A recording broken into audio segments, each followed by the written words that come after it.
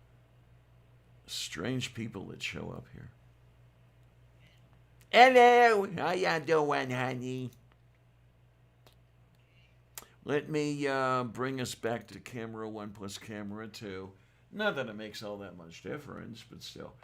Well, okay. Yeah, it's not like people see anything on mine.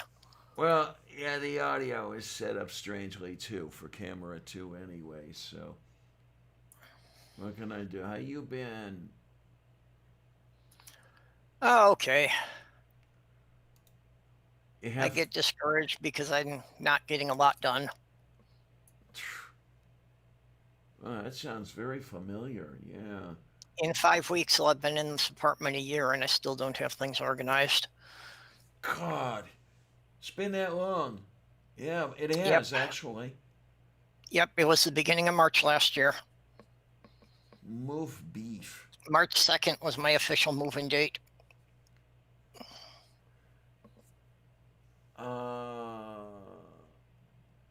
Oh, okay, fine, TV. TV Tube's looking for a link to Goblet's Granny's channel. I guess to see the thing that you were on. Wait a minute, is B taking care of it?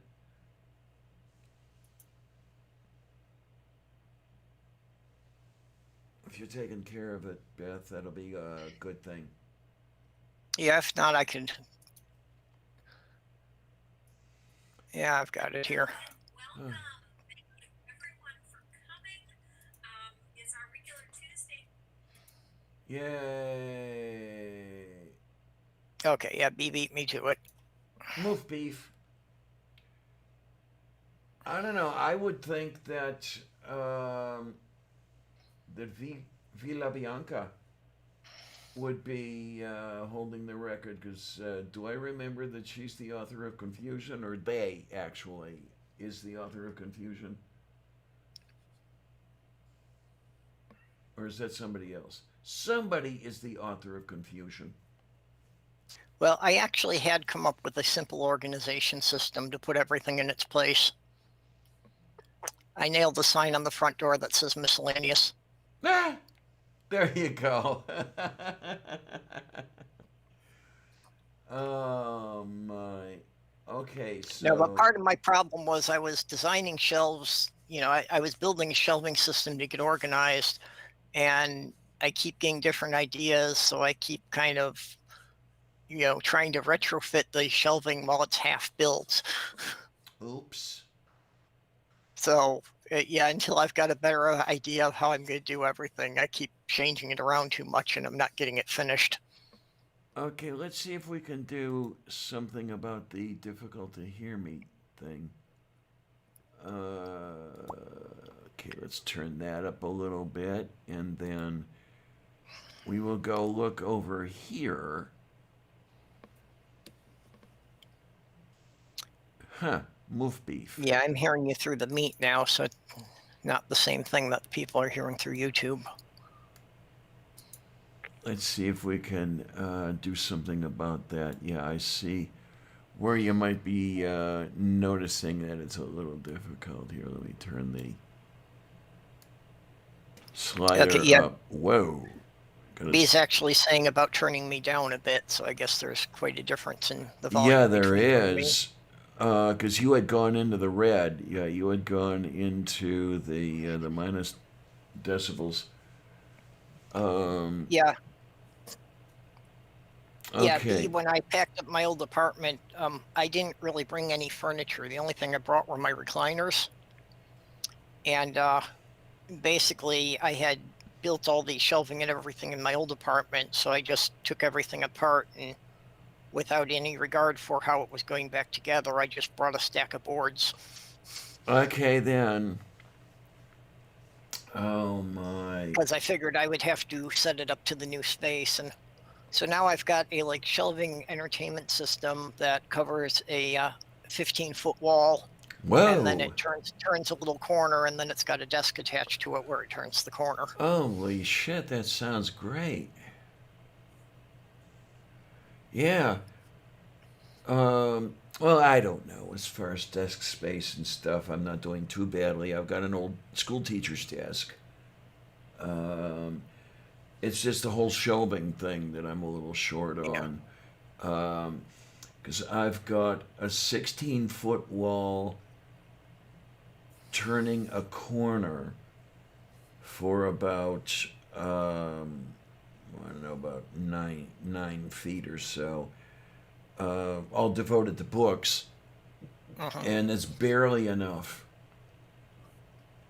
Yeah. Well, when I was living with my fiance, I wound up building another set of shelves every 3 or 4 months for her growing book collection. Okay, then. And it Yeah. it reached the point that she decided that we didn't really need to have a dining room table and chairs anymore, that we were going to make that the library so I could build 3 more bookcases. Okay. Oh shit! I'd love to have space for a library. I really would. That apartment I lived in Homestead. Um, okay, now that had to have been a $25 apartment back in 1930 when it Mhm. was first built. But it had the nicest dining room, a nice size. That became our library. And all around the walls, we had, oh, I'm trying to remember, it might have been about 1,800 books. Yeah, I didn't really count how many books there were, but when we moved out of their apartment, there were a lot of boxes. Mmm. And most people don't really realize how heavy a box of books is. Oh, God. Even if they're pretty small boxes, that's a lot to carry down 3 flights of stairs. We didn't have an elevator. Yeah, oh man, I can tell you firsthand, because I moved, well, I have close to 850 books, and I moved that twice since 2014. I moved from Homestead to where I lived prior to this, and then I moved it from prior to this to this. I moved myself each time, Yeah.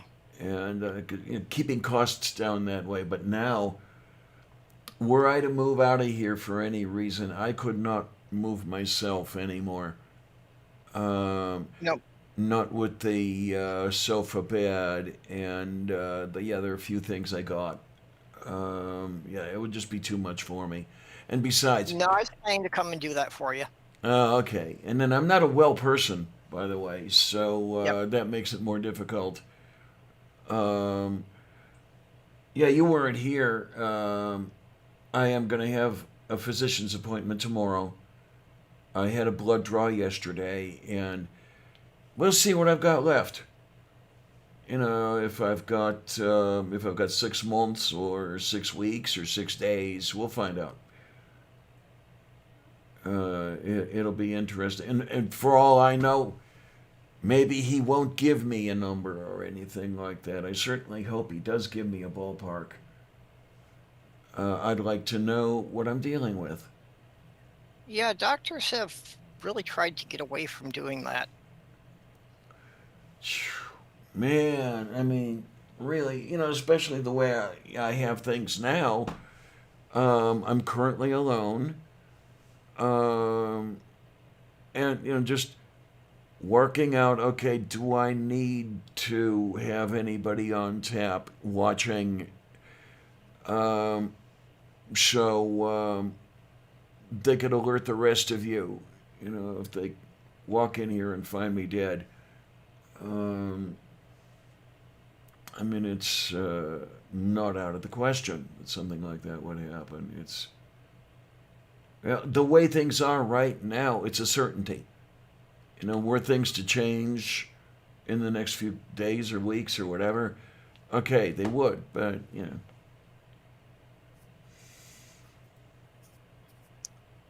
Well, we've talked about that, and I'd like to get you moved here because, yeah, if you don't have much time left, wouldn't it be better to have it where you've, got some friends close by?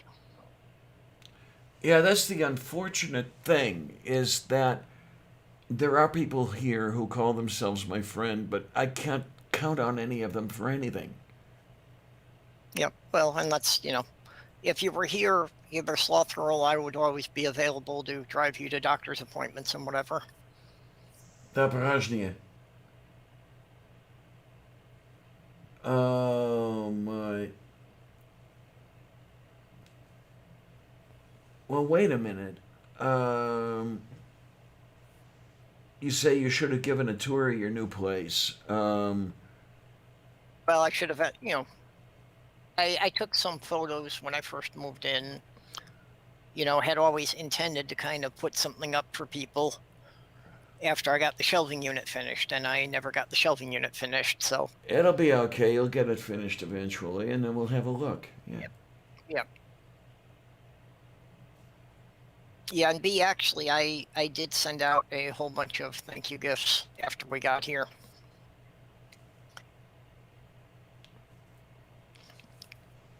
Oh my! And then, well, that's the interesting thing. You got some nice gifts. Because didn't Kate send you a bunch of games? Yeah, she sent me the old Xbox games, which mostly that's for Sloth Girl's son. Oh, okay, okay, More the kind of stuff he plays. I don't really play video games myself. okay. I have a hard time finding video games I like. Well, for me, it's just, I can get kind of compulsive about them, I know, so it can suck up far too much time that I'm not getting enough other stuff done anyway. I don't need something that's going to take that much of my time that doesn't accomplish anything. Hmm. So it's, Yeah. I don't think it's technically an addiction, but I can become so compulsive about it that it's just a bad thing for me to get too involved with. Moo. Yeah. Now, at one time, I had a PC version of the tabletop game Risk, and yeah, I could blow hours playing that. I guess those are still my favorite games. The tabletop games I used to play. I still have them, but there's no one with whom I can play them at this point. Because there aren't many people out there who want to spend 20 or 30 hours playing a game. Or 30 days in the case of one of them. Well, actually, you get to the online games, and there are people that spend hundreds of hours in some of those worlds. World of Warcraft is the most famous one, but I mean, there's literally hundreds of things like that now. Yeah, because that people just immerse themselves into an artificial reality, and some of them don't come out of it for much of anything. There you go. Yeah, I can't quite do that, but there was a game I used to play back in the first college days when I was at uni the first time. It's called Rise and Fall of the Third Reich, and basically what you're doing is fighting the European theater of World War II all over again. Yeah. And, I never played that one myself, but I know the game you mean. Okay, yeah, and that's the one that could take us 30 days at a move a day. Yep, and that's I realized this back when I had my Commodore 64, and there was one game in particular called Fantasy, and it was spelled with like PH. And it was your basic sort of Dungeons and Dragons thing that you were controlling a group of, I think it was like, it's either 5 or 6 characters, that you had your warriors and magic users and so forth. So you assembled your group of characters, and you went and explored dungeons and fought all sorts of monsters and such.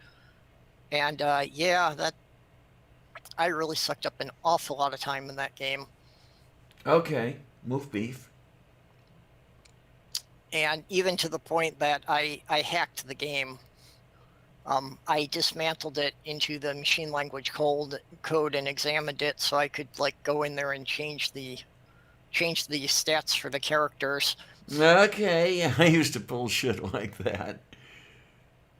I miss those so days. Basically, just to see how it would go, I went in there with one set of characters, and I poked all of their attributes up to 255. Oops. So basically, I had 5 demigods walking around this world at that point. Oh, jeez, that sounds like shitloads of fun. The biggest Yeah, they actually went up and whipped Zeus. the biggest problem I had with that sort of thing, hacking the game and everything, were the data structures. They had overlain over each other, so it took a little work to group the structures together and make sense of them. Yeah.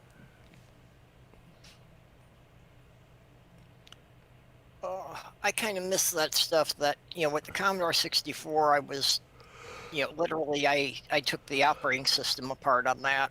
Oh, But fun. I never really learned to program anything in Windows. Yeah, the problem I had with the Windblows programming was the cost. Where to get a C compiler with um, the function library, that sort of thing, you'd be spending $600 for something like that, and it was a little beyond my means. And I mean, Yeah, well, it, that's what had put me off in the earlier times of Windows, and so I never did get around to learning C. and that's another reason. I mean, Kate gives me shit all the time about Linux, but that's another reason I like Linux is it's all free. You get the compiler, you get the C libraries, you get everything. Yeah. And it costs Well, absolutely nothing. and I like everything, about the Linux, like you say, of being open sourced and all. It's just, I realize that at this point I don't understand enough about the current computers. So, since everything defaults to Windows, I don't think I know enough that I'd be able to get the programs to cooperate with each other under anything else. Okay. Yeah, I have a bit of a problem with that because I don't understand the machines and that sort of thing to go down to the assembly language level anymore. I used to be a crack assembler programmer years ago, but programming in protected mode and everything else like that, I really would need to sit down and study hard, Yeah.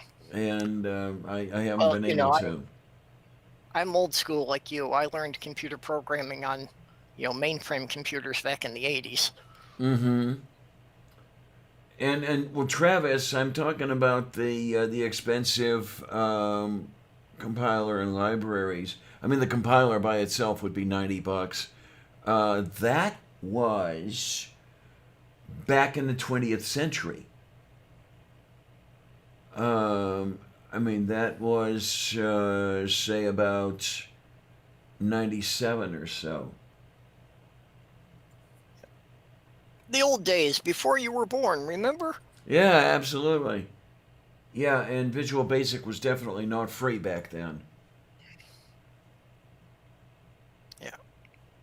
Yeah, even as it is now, I mean, I've got a list of software that I need to learn how to use, just to do some basic things for my channel. Mm.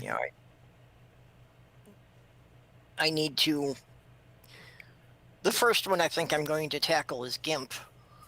Oh, So at least I okay, can do okay. some graphics editings and start turning out some decent thumbnails instead of just ripping pictures off of the internet for them. There you go. Well, I have absolutely no skill, and I couldn't do my own thumbnails from scratch. Oh So. no, I'm not going to do them from scratch either because I've got no artistic talent in that regard. So for me, it's more like clipping bits from different images and pasting them together is about all I expect I'll be doing. Oh, that's easy enough. Yeah, it won't take you very much at all to learn that. Well, and I've got a just a basic image viewer that I can do a little bit of that, but it doesn't do shapes. Basically, it can only clip squares and rectangles. Uh-huh. So I played with a bit of that, but I can't like get the form to like clip one person out of an image to move them into something else. Yeah, now that's a problem that I have is if I'm masking around something in an image and that sort of thing, it is very, very labor intensive. Um, but of course, I'm a stickler on, coloring within the lines, so maybe I do more work than somebody else would. Well, and Um, I know a lot of them, now have kind of like automatic things to find the outline of a certain piece. mm-hmm. And if there's something like that in GIMP, I haven't found it yet. Okay, I didn't know if GIMP had that or not. I don't know. I really don't. Yeah, I picked up a thing off of Amazon. That's supposed to be like a manual for GIMP Yeah, but how old that is it? just as a PDF file. How old is it though? Well, this came with what's supposed to be the most up-to-date version of GIMP. Oh, So okay, okay, I don't know if the great. instructions followed all the updates or not, but Yeah, because GIMP does get upgrades quite often. yeah. Yeah, I've played with it a little bit, but see, part of my problem is I don't even know enough. I need a glossary to start with because when I'm trying to follow anybody's instructions, I don't understand half the terms they're using. Yeah, yeah.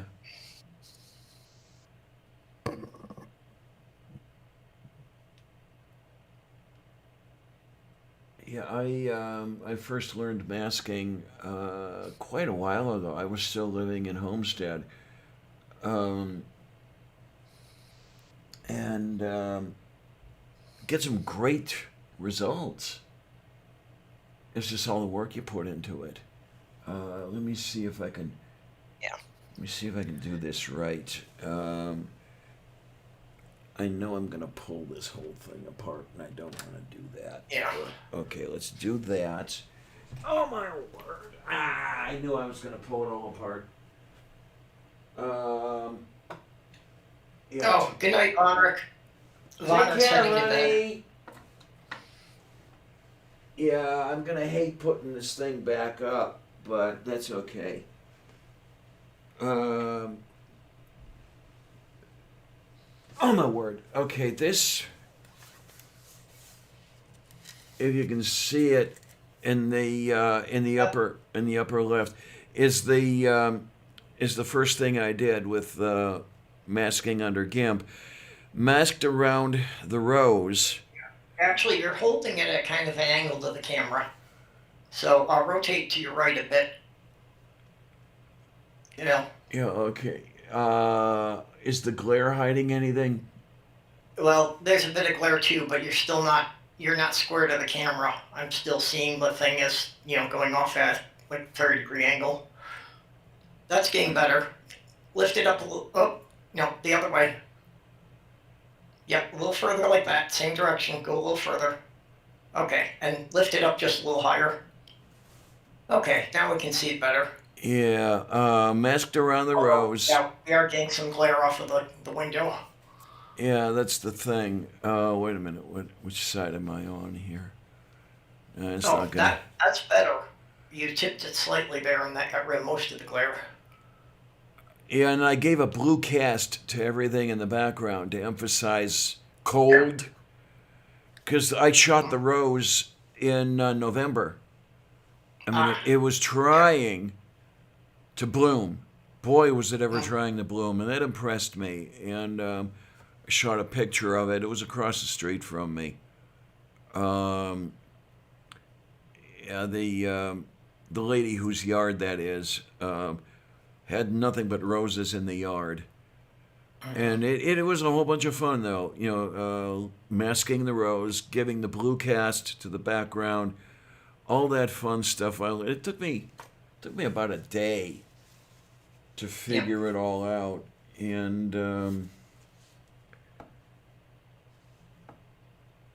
Yeah, I see that the glass is a little streaked Yeah. yet, but that's beside the point. Yeah, one of the other extra things I picked up to go with my new computer was a package for doing stop motion animation. Oh, moo.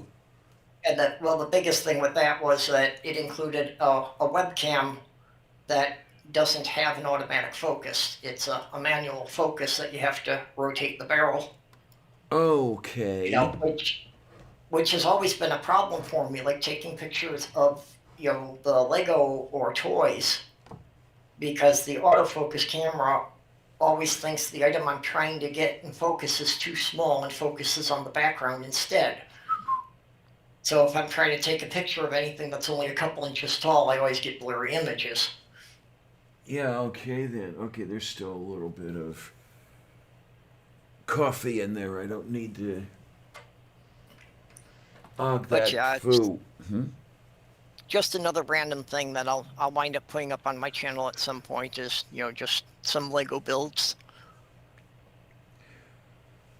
Oh my! And I've got to get to work on that series I keep promising, but I did some Yeah, like filming yesterday, but I haven't done any post production or anything. yeah, when Sloth Girl's son was here over Yule, we built a sizable Lego pirate ship. Ooh, So I was going to do a video on that one. And I still have in the box the Millennium Falcon, which hasn't been built yet. so the pirate ship, was that a fairly good article? Yes. The one as it comes out of the box, it's a decent ship on its own right, but I was actually planning to we built it by the instructions first, and I want to buy a second one so that I can kind of take this one somewhat apart and upgrade it. Okay Because then. it's kind of squat and wide, so I want to extend the hull. So instead of a 3-masted ship, I want to make it into a 5-masted ship. Moo. And then of course add an extra row of cannons. Oh, you can never have too many cannons. Yep. So it looks pretty decent the way it was by the instructions, but yeah, I've got ideas for how I definitely want to upgrade it.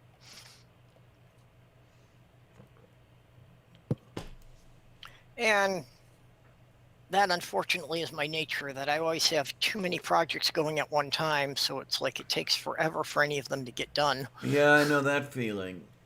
Well, that's why Kate is trying to finish up Quinn Redshift before really diving into head meets. Same damn reason. Well, and I do appreciate how much time the animation takes.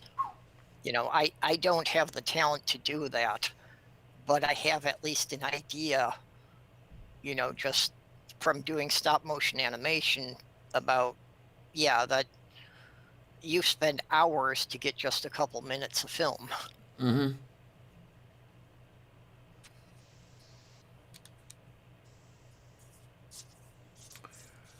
Yeah, I remember. I had done the stop motion animation when I was in high school with the Super 8 movie camera. Yeah. And my collection of the original Star Wars and Battlestar Galactica figures.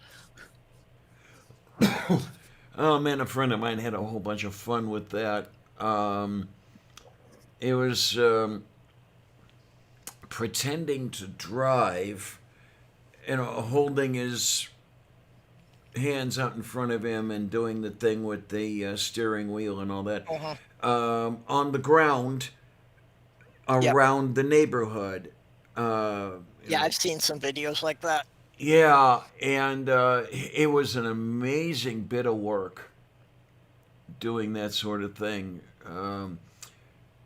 because you have to have an eye for just how much you want to move from frame to frame, and it's never exactly the same amount, really. So, Yeah, it's very difficult to do when trying to get yourself in exactly the same pose for each frame so it's not jumping around too much. Yep. I don't even remember how long it took to. The film was maybe 2 minutes at most, but it may have taken, what, 2 weeks? Yeah, I can certainly believe that.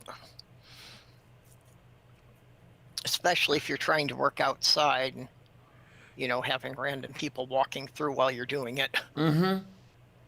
Yeah, and then you run into problems with lighting and all that other stuff, because 2 weeks from now isn't going to look exactly the same as it did, an hour ago. Yeah, Hey, Paradossier. I don't know I to nearly know. got in a movie that way. You nearly got into a movie. Yeah, by being a random person walking through where I wasn't supposed to be. Oops. You remember the movie Jingle All the Way? I think so. Well, the parade scene was actually filmed in downtown St. Paul, where I was living at the time. So I didn't even know what was going on. I just, came out the side of the building as I was running errands, and apparently those doors were supposed to have been locked.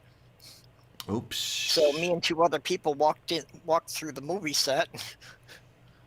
So yeah, they actually got me to sign a release, but then they wound up, the footage where I was walking through wound up getting cut in editing, so it never appeared. Okay, then. But I my. almost got into a feature film. Yeah, they must have had to do a lot of work with that because I avoided downtown Cleveland that day, but there was the thing filming the opening sequence for Christmas Story. I wonder how many releases they had to get and everything else. Because that was, not only was it downtown Cleveland, that was the actual Christmas parade. So, yeah, that was not staged. That was the parade with good old Santa and everything else. And yeah, when I see that, it brings back some memories of how hard the elves had to work between Wednesday, the day before Thanksgiving, and Friday, the day after, because between closing time Wednesday and opening time Friday was when they did all the decorating work. Yeah. And Higbee's was no small store. So, yeah, it was a whole bunch of Agfu. It was Bufu as well, but mostly Agfu.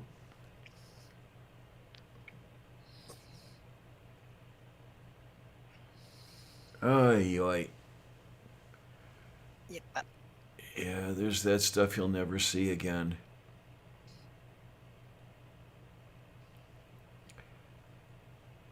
So you'd have Sterling Linder Davis was a department store downtown that had a average 70-foot Christmas tree every year. They actually had a rotunda where they'd set the thing up. And you're shopping your way around this tree, and on each of the floors. Oh yeah, I remember some of the department stores in Chicago in the 70s. Oh my, okay.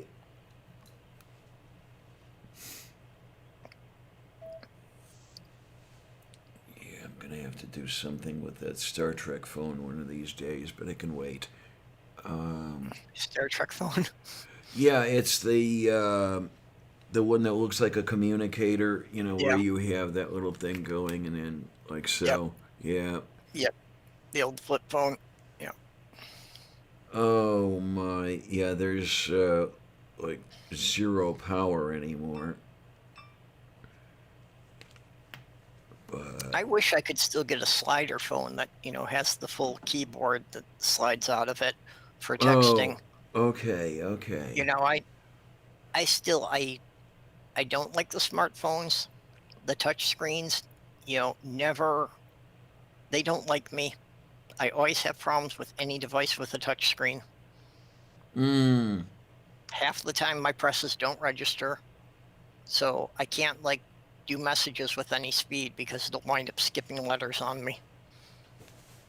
That was something that I forget where I heard this, um, but I guess that there are noticeable changes in brain morphology now where the areas that control the thumbs are undergoing rapid development.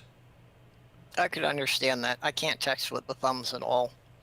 I've got to do it just pressing with one index finger. Mm-hmm. Mm-hmm. Yeah, But same I here. have poor circulation in the extremities, and apparently I've been told that's part of the problem. Is that my fingers don't have the full body temperature. And that's why sometimes it's ignoring my presses if I hit it too quick, because my fingers are too cold. Ah, Daprozhnia. Okay, okay. Well, I guess it's a good thing then that my left hand is the one that's cold, because the left hand isn't worth anything anyway. I mean, I don't text all that often, but it's nice to have working fingers when I do. Well, it is one thing I like. I prefer texting over talking on the phone most of the time. Okay.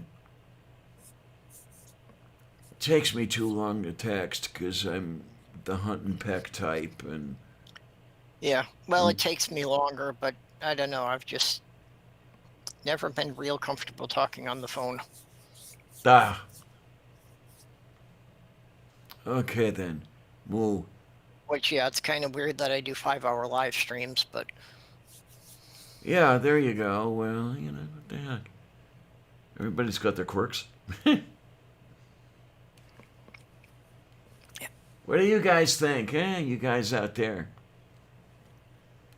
Is there fufu and the fifi and this stuff? And I don't know what I'm talking about. I really don't. I never do.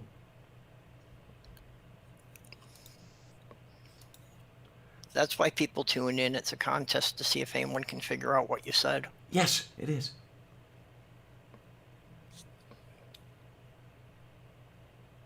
Especially when I start speaking fluent stupid.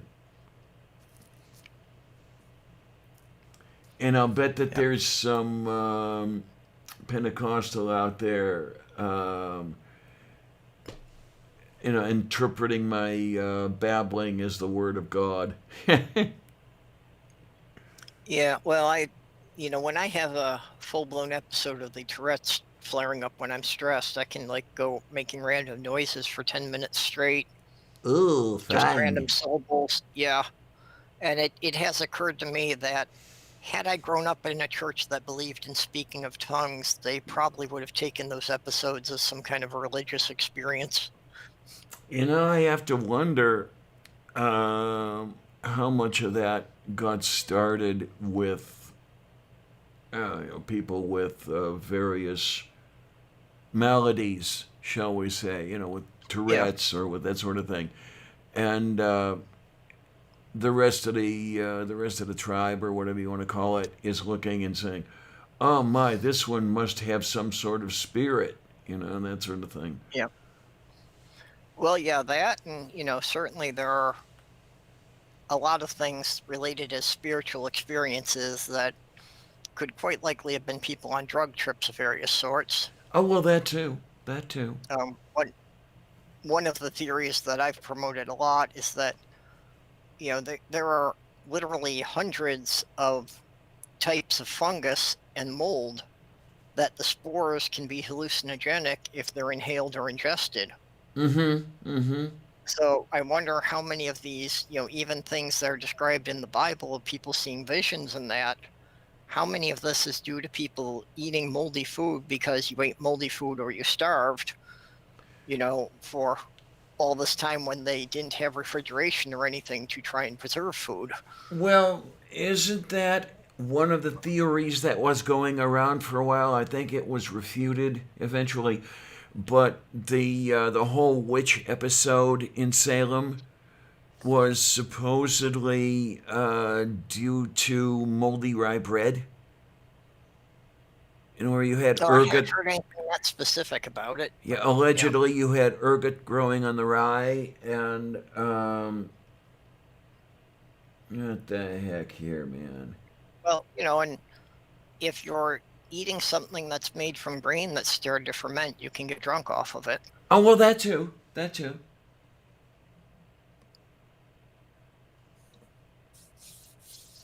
Trying to figure this person out, this Mac person.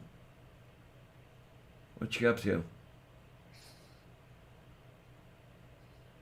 I mean, great to have you. Just behave and everything will be fine, okay? Yep. That's all I ask. I'm easy. I am by no means cheap, but I'm easy. Oh, yeah, TV Tube got distracted and started getting into his 3DS when we were talking about video games. Okay, let's see what we can do here. And Mage is creating a spreadsheet of plants. Is that for setting up a garden in the spring, or what are you planning there, Mage?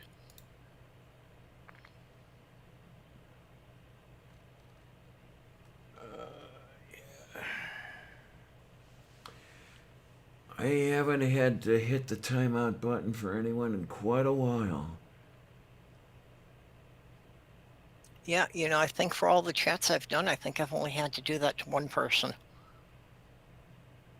I remember there was one person I had to kick off the channel when I was first starting, and this was far enough back that they were still using the what is it, the quick chat or whatever that YouTube thing was, where you had a Google Hangout connected directly to YouTube. Yep. So that was, something on the order of 3 and some odd years ago. Because I've only been around here since, God, it's amazing how long I've been around. So, something over 3 years.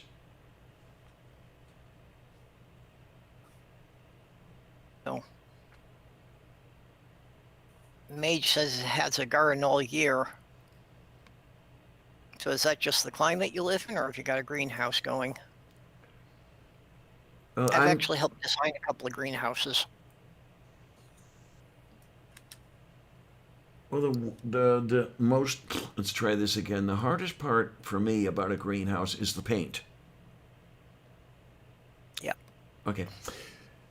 And I'll be over there. Did you know the White House used to be the greenhouse? Yeah. It wasn't always the White House. It used to be that the First Lady could have it painted whatever color she liked. Yeah, it was the And I think in the 1920s it was green before it was white, and it was just referred to as the presidential palace. Right. Now, I thought it was after. I thought it was after the War of 1812 that happened, but no, that was further along. I think it was in the early 1900s that it was still going on, that it wound up getting repainted about once a decade. Okay, then. I'd have to go and check that again because it's been a while since I've looked into it. So I could be wrong about the time frame. Oh, okay. Gardening down in Florida, that explains it.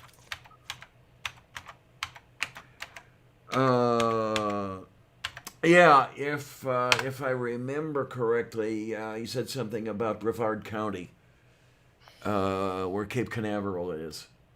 Ah, okay. Yeah, I don't know any of the counties down there. I only vaguely know where the major cities are.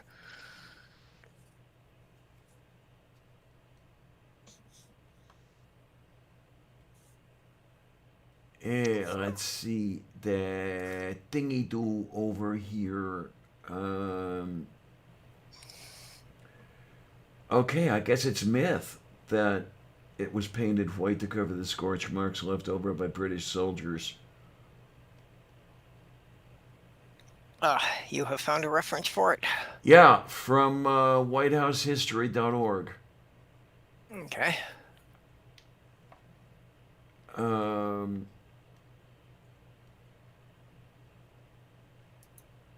let's see. In 1901, Teddy Roosevelt, or is it Teddy Roosevelt? I forget. One of them is Roosevelt and the other one's Roosevelt.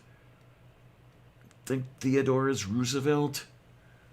Officially named the Executive Mansion the White House. Okay, what year was that? That was 1901. Okay. All right, so it was right at the turn of the century. I Yep. wasn't quite as late as I thought it was. Dobrajnie.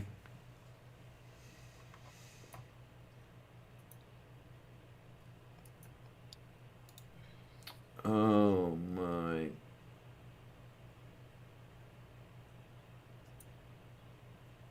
Oh, so you're on the Gulf Coast. Okay. Akfu. Move beef.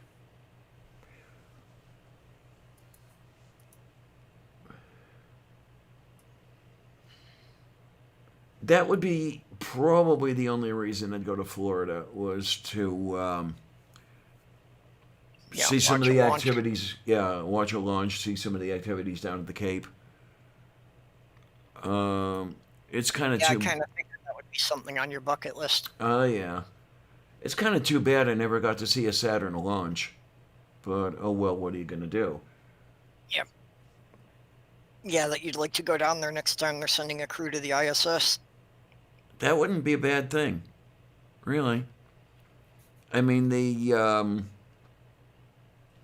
Falcons are, to my understanding, nowhere near the power of a Saturn V, but it's still impressive. Because I would hear stories about how the ground would shake across the Banana River. Hmm. Yeah, well, I've seen, TV footage of that, and, them even sometimes showing what was happening in buildings that were a couple hundred yards away, Yeah, that sometimes the furniture would start moving around, the office chairs would start rolling around on their own. yeah, and I guess the historical fiction or whatever they called it was kind of correct in a way, where shit was falling from the ceiling, where Cronkite was working for the launch of Apollo 4. Hmm. And they thought the windows were going to come in.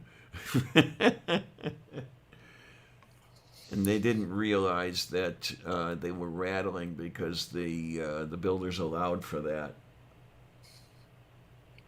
Okay, so they had anticipated that beforehand. Yeah, it's just the ceiling stuff they didn't anticipate. Yep. Well, it was a completely new technology. Nobody had ever tried putting up a rocket anywhere near that size, so not surprising a couple of things got overlooked, Mm-hmm. especially since they were pretty much just focusing on the rocket not exploding. Oh my word! God, they worried so much about that. And I guess there was the chance that it could blow up. And I know that had it blown up, the crew was fried no matter what. There Yeah. really wouldn't have been enough time to escape in any way. Well, Yeah, not maybe. for them to get down from the command module at the top. Yeah, maybe if they pulled the switch. But you could do that really only in the last 5 minutes of the count. Otherwise, Swing Arm 9 was in the way. Mhm.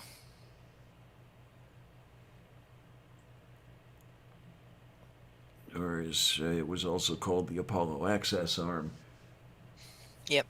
Oh God, it's amazing how much I remember.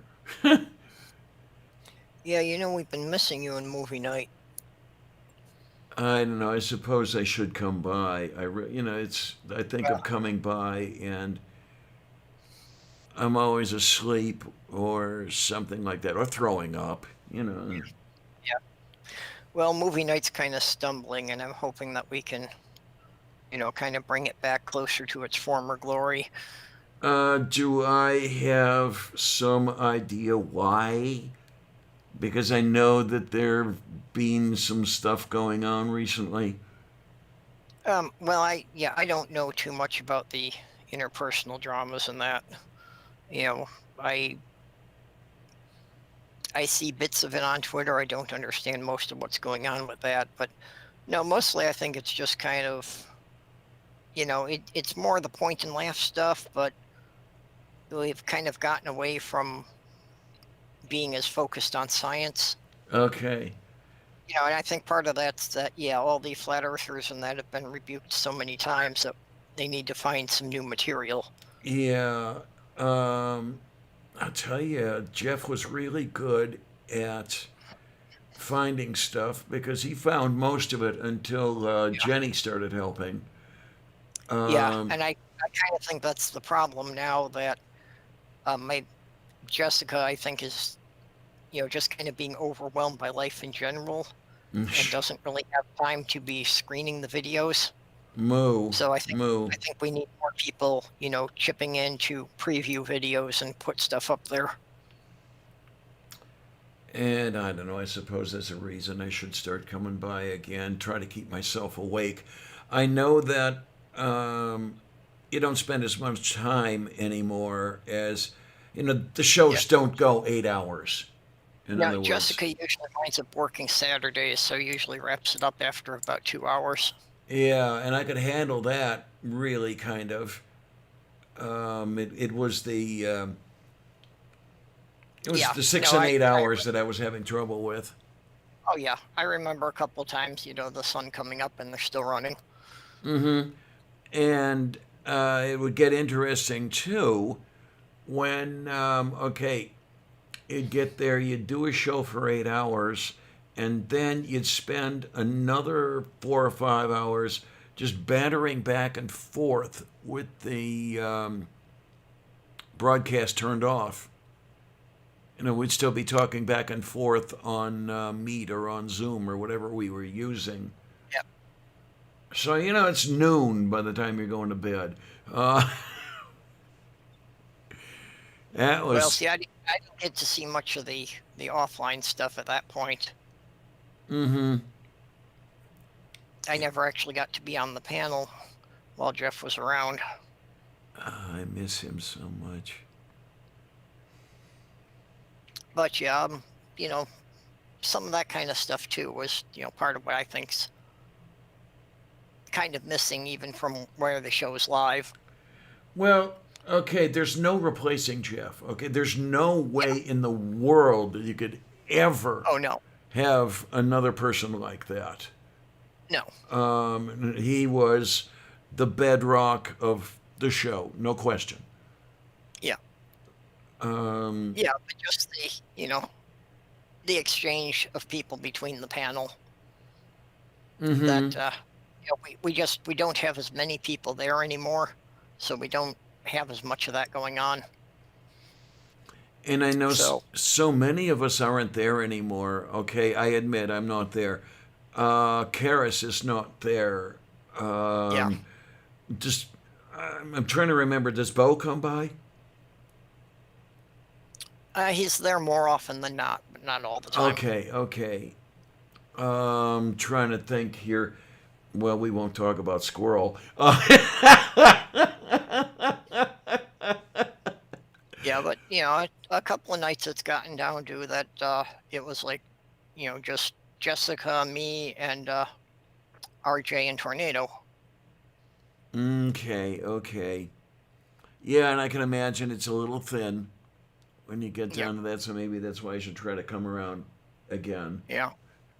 Um, And Tornado's great. He knows a lot of stuff. He knows about a lot of stuff. but it's kind of hard to keep him from going off into tangents. Oh, tell me about it. Yeah, I mean, really. So Um, we kind of need to coach him to keep his answers short and direct.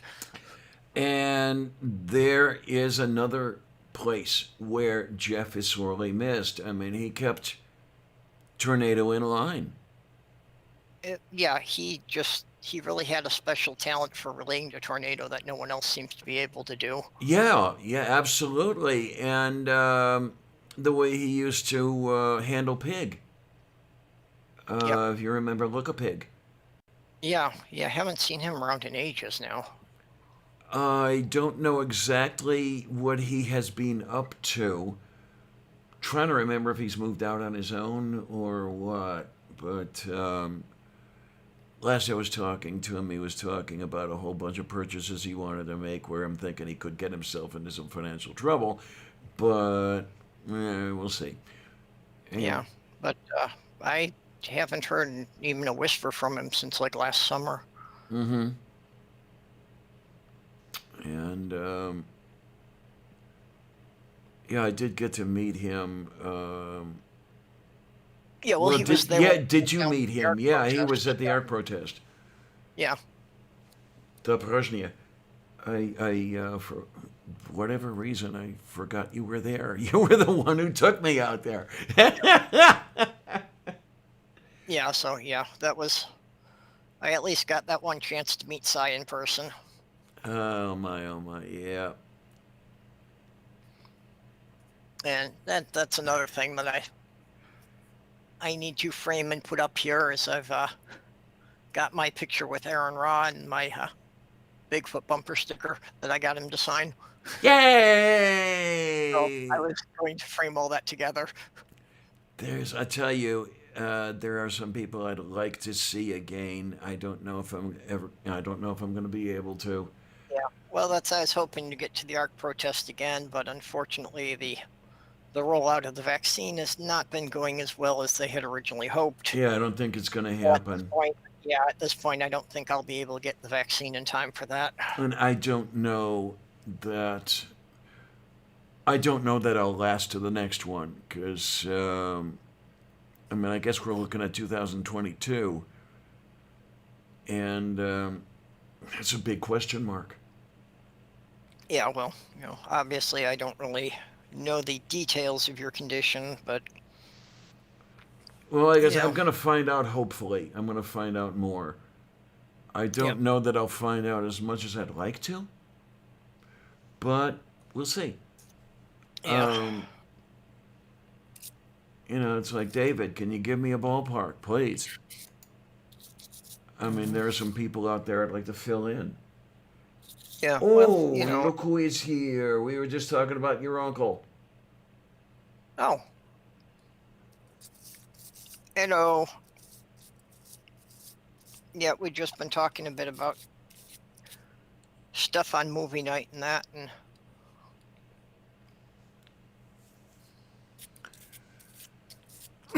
Yay.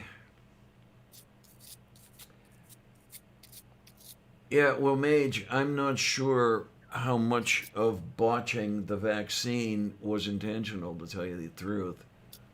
well, you did hear that.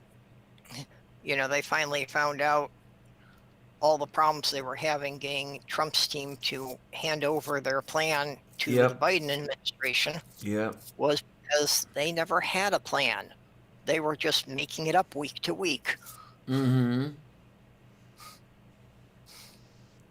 So I think that was part of why the estimates for getting the vaccine out were a bit more optimistic, is they assumed that something was already in place. And I had, even before I heard that, I had seen a news article where they were talking to, one of the people from Pfizer, about distributing the vaccine. And they were complaining that even the stuff they had produced, no one was telling them where to send it. Yeah. And they weren't telling them, what states were actually prepared to start a program. And my do I have it correctly that some of the doses were rotting on the shelves? I heard something about that. I didn't know how credible that was. Yeah, I don't either. Um, I know that the stuff was very temperature sensitive and somewhat time sensitive. I mean, even at absolute zero, I think it did have a shelf life. Well, not quite absolute zero, but you get the point. Um, yeah. Yeah, I think they said ideally the stuff is supposed to be stored at like 38 degrees or something.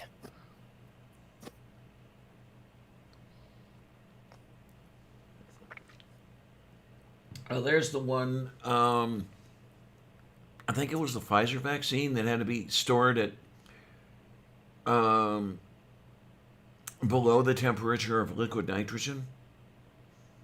Yeah, I know that they were saying that was one of the problems was that even, general pharmacies and that, their freezers weren't going to be adequate to keep it preserved. Mm-hmm.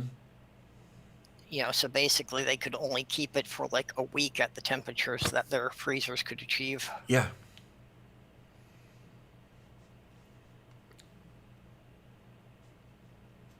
So I don't know how this is going to go. I'm so afraid that it's going to come down to a case where the vaccine, not the vaccine, the plague just has to burn itself out, and that'll be no fun, because that won't take a week.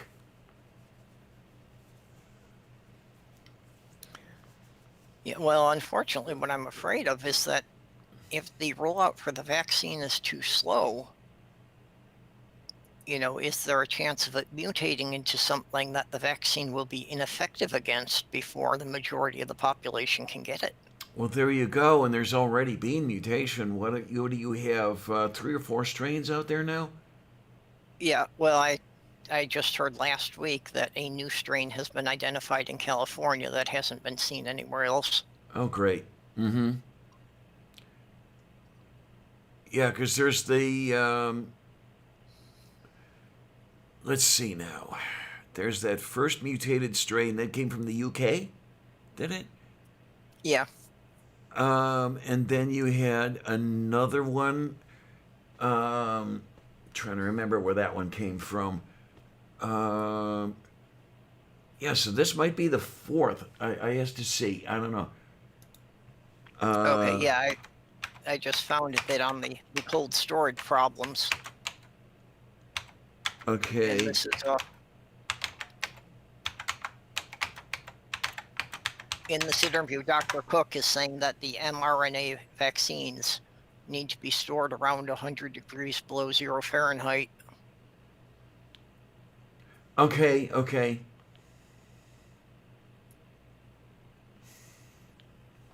Okay, as of 22 December, in an article entitled How Many Coronavirus Strains Are There?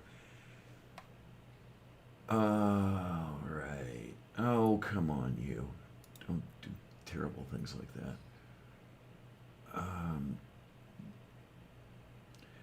Okay, these include older strains. They are not all mutants of the novel coronavirus, the one that kicked off this. But I'm seeing 1, 2, 3, 4, 5, 6, 7, including 2 SARS, 1 MERS. Yeah, May just saying it's like the 8th or 9th strain. Mm-hmm.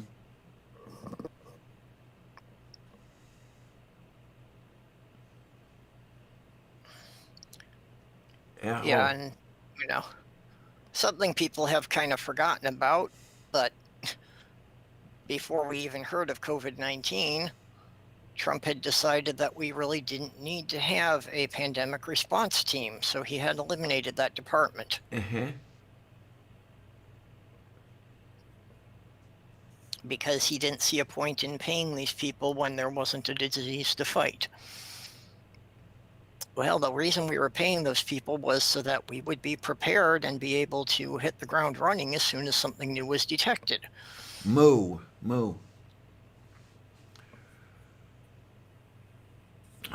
wonder. And it. That's the really pathetic thing about the U.S. is that, you know, it started in Asia, it went through Europe. We had a good at least 3-4 months warning before there were any cases in the U.S. Yeah. So there's no reason. We had time to prepare because we could see what was happening in Italy, and we could say, "Oh shit, we need to be ready for this." I mean, But we weren't. were they saying stuff? I mean, even in November. Yeah, well, I think it. I think that Italy started going real bad in the fall. Like by September, October, they were already seeing it was out of control Okay, there. earlier than that. Okay. Yeah. Well, again, I'm not quite sure of the time frame. That Prajnie. I don't know how much I trust my memory, but yeah, we definitely had at least a couple months warning that we could have been getting things better prepared, and we could have at least started a public education campaign about these are things you can do to limit your exposure. As if that would have helped. Well, it would have, if like everybody in Congress and all of the all the various governors were saying the same thing. But since people were getting different messages depending on whether they had a Democrat or a Republican governor. Yeah, it amazes me how much that was politicized. Yeah. Novedminets over there. Okay, I found it. There it goes. Oh, no, wait a minute. It's not good. There, that might work. Yes. Oh, I just don't know anymore. Well, Americans are a special breed anyway. You've got so many of these my rights, my constitutional rights, and they don't get that along with rights come responsibilities. They also don't realize that there is a clause in the Constitution that says individual rights may be suspended in the event of a national emergency. Mm-hmm. So it's like, yeah, even if this is something that normally would be unconstitutional, the government's allowed to do it if they feel it's going to save a lot of lives. Yeah, and it's one of those things. You have to be really careful with it, and I mean, so far great care has been taken, but I have to wonder sometimes if too much care was taken. Of course, it's who's in charge, Yeah. and the people in charge are a bunch of kids as well. Yeah, here's an article dated November 2020 that was saying that, yeah, it was circulating in Italy in September of 2019. Okay, move beef.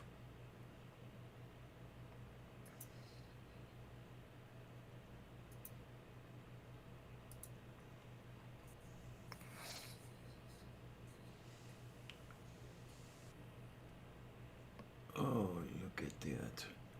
Yeah, you're right to cough COVID ends at my airway. Yeah. Yeah, that's part of the thing that people don't get, that, yeah, your rights cannot transgress someone else's right to be safe. Well, these children don't get that. That's the whole thing. They want what they want when they want it in the manner they want it. Yeah. Like I said, I know I've come through this quite fortunately, and it's a good thing I was able to, do the move before the lockdown started. And that, I had my online side hustle, so when I wasn't able to do my regular work, I still had some income coming in. Yeah, and I guess that's where I'm kind of lucky in the sense that I'm on disability pension. That was uninterrupted. Yeah. Yeah. And as a matter of fact, Well, yeah, for me too, since I was on the partial disability, that I could always depend on having, a check that would at least cover the rent every month. yeah, I mean, the Social Security is never enough.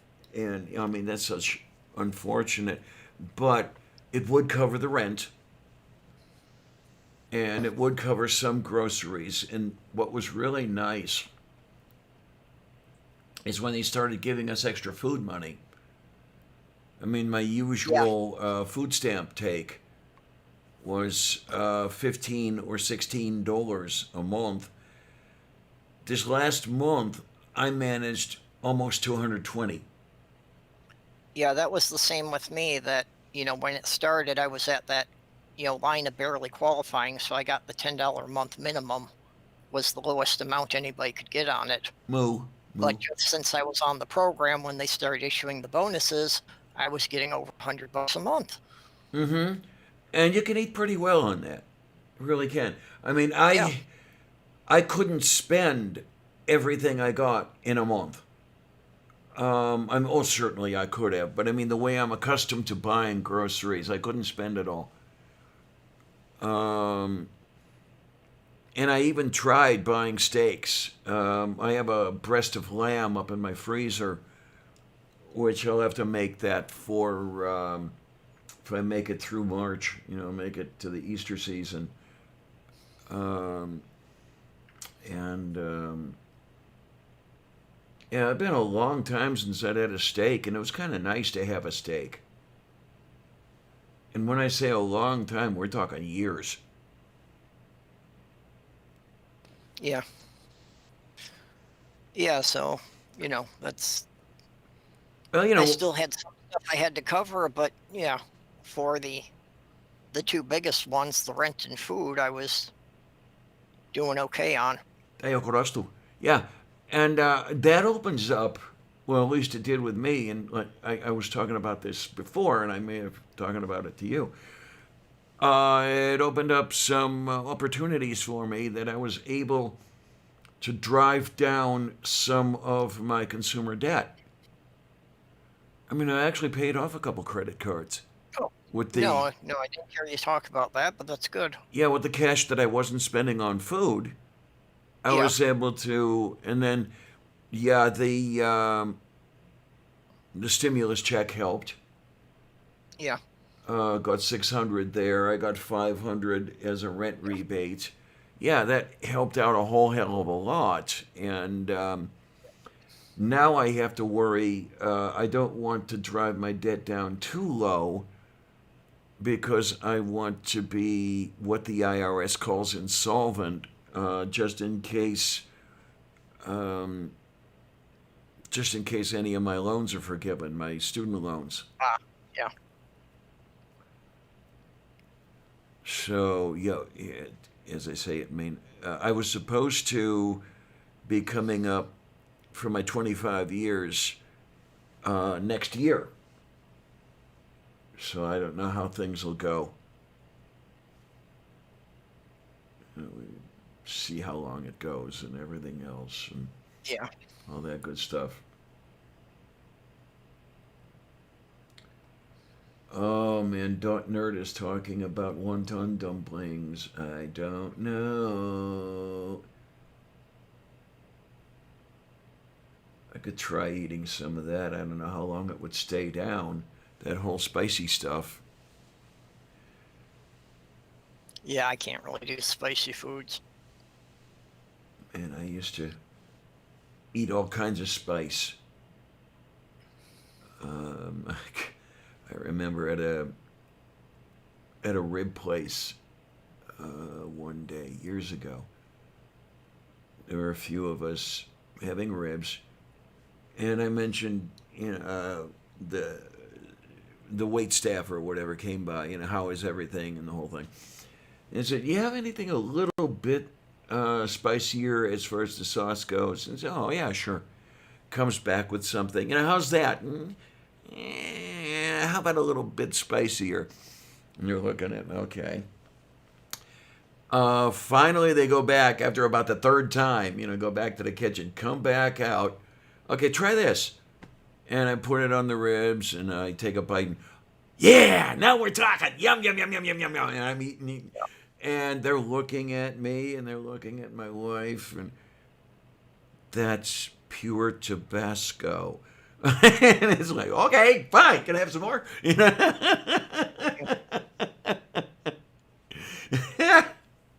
Oh, I used to be able to eat all kinds of crap. It's in my younger days. That was in my 20s. Yeah.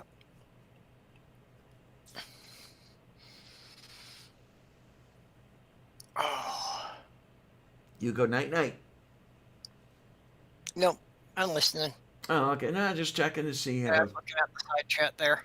They're talking about Carolina Reapers. Oh, Yeah, yay! I've never done the hot peppers at all. I've never had a Carolina Reaper. I don't know if I could do it anymore. Give it a try. Yeah, I've never gotten into the real spicy stuff. Just some of the Tex-Mex. Nothing extreme. I tell you, some of the stuff I've seen Aaron Ra eat is his stomach must be cast iron. Yeah, well, I know when Neil had Aaron Ra on his show, that in the after party it kind of got to be a contest about the spiciest peppers they had ever eaten between Neil and Aaron. There was a time I might have been able to keep up with him. I don't know that I can anymore. I really don't. Well, and then the next day on Twitter, somebody posted it into Neil's group, a fan art of Neil sitting on the toilet, and the toilet cracked with lava running out the bottom. Moo!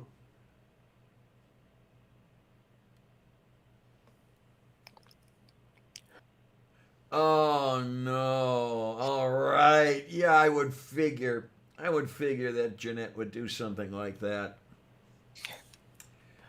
Siney says, my mom wants to grow Peter peppers so she can piss off the neighbors by having dicks all over her yard. Is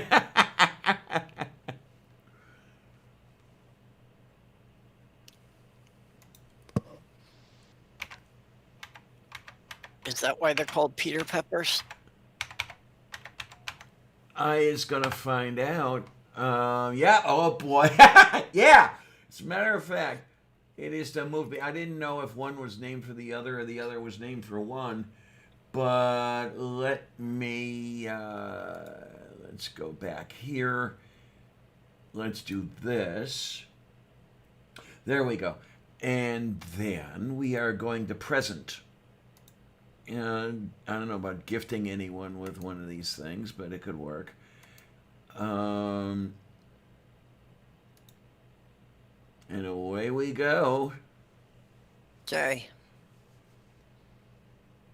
Oh man, that's beautiful. I love it. Yeah, actually, the ones around the center of the screen kind of look like it being, flaccid and uncircumcised. What, like the one I'm pointing to, for example? Or no, wait a minute, I'm pointing the wrong place Yeah, I here. don't see your pointer. Okay, yep. Yeah, Yep, now I see. Yep. Yep, that's the picture I was looking at. Oh my. Somebody's gonna complain and have me thrown off for showing these peppers.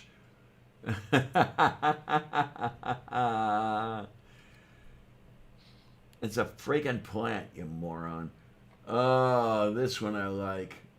Yeah, okay. Well, it's kind of like when somebody takes their kid to the zoo and the animals are in mating season, and the mother gets all freaked out and tries to cover the kid's eyes. It's like, okay, It's like, lady. that's nature, that happens. Oh, jeez, I saw a little bit of that years ago at the Cleveland Zoo, in the primate house, primate, whatever. Yep. You had a macaque sitting in a tree and pissing into the air, and then it's coming down in a beautiful arc. And somebody's kid must have noticed it, and you heard a voice from somewhere. Well, a man's got to do what a man's got to do. Ay, oy.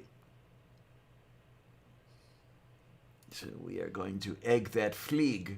That's what we're going to do. Uh-huh. Yep. Yeah, that would be something your mom would do. Oh, yeah. We haven't known each other long, but I've known her long enough to know that.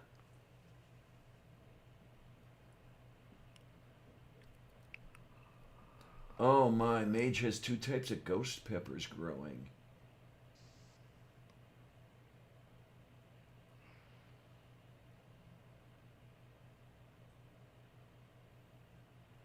Ah, Scheiße.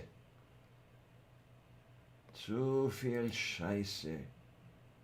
Oh, look, a new subscriber. Thank you, Stairway to Oblivion, if you're hanging around. I don't know why these people subscribe, really. It's I know. Yeah. Hmm? I think they subscribed to my channel like last week too. Oh, okay. I just recognized the name when you said it. Well, yeah, it took me a while to figure this out, but yeah, this is what I've been telling. They're all coming here for Kate, you know. Yeah. That's why I'm here. I think they popped into one of my chats last week. Oh my! Yay! Oh man! Wait, Pepper Joe's? What is that? I think it's a steakhouse. I think I've heard somebody mention that before. I is to see what is on that thing for to into. PepperJoe.com, all pepper seeds. Oh, okay. Oh my. What do they hazing on the egg thing? Carolina Reaper seeds? Exotic pepper seeds? Fresh peppers? Live pepper plants?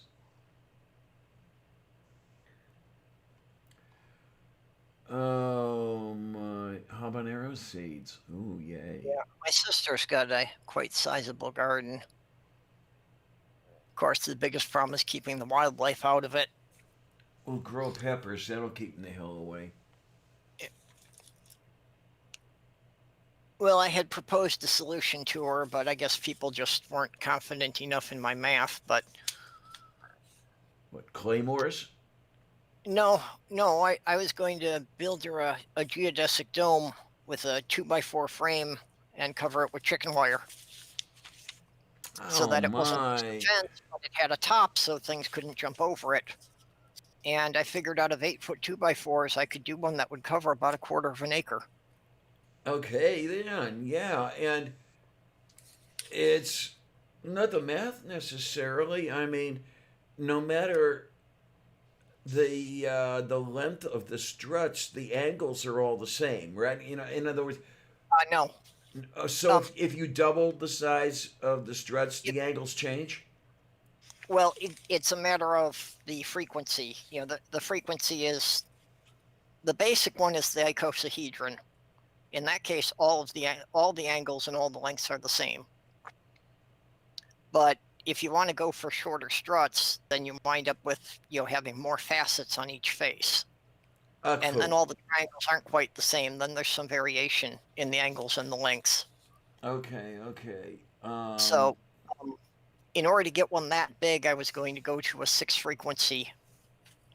Which means that each of the icosahedron struts would actually have been 6 pieces.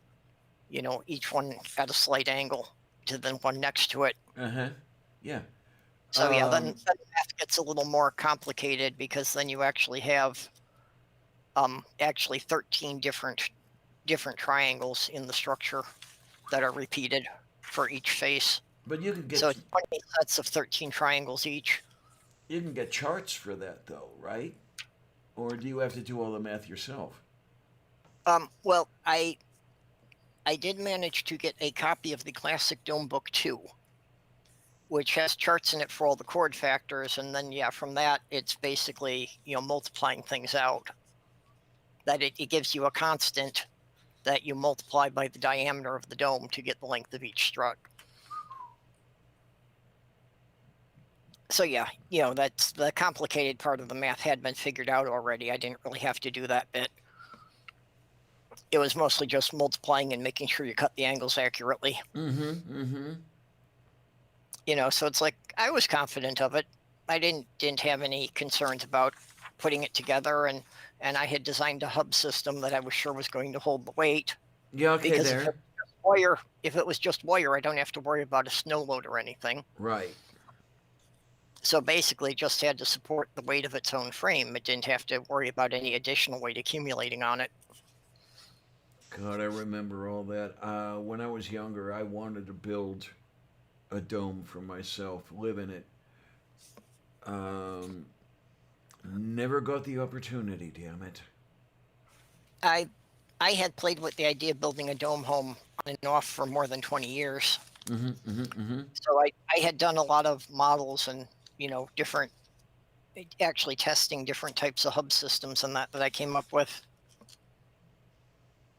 So I had worked with it quite a lot. Unfortunately, I had never had the opportunity to build anything larger than a doghouse. Okay. Basically, just because having a place to put it and having the money for the materials. I has to see if. So yeah, the biggest one I ever got to build was less than 4-foot diameter. Okay.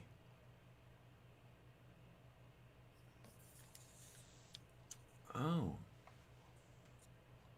Is it possible? Wait a minute. What do we have here? That looks like it could have come from. I'm trying to remember the company's name. And it's. What the hell is all A this? popular one for kits in the Midwest was Northern Spaces. Okay. And I actually have a friend of mine who lives in Red Wing, Minnesota, who lives in one of their domes. That his parents bought the kit and they assembled it. Mm-hmm.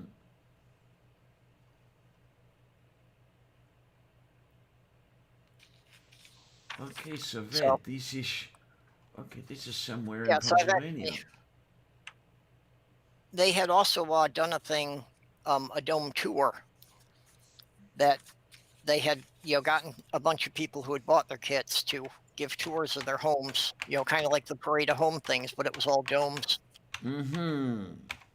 So one year my ex and I went and we drove around and we got to tour about a dozen different domes in Minnesota.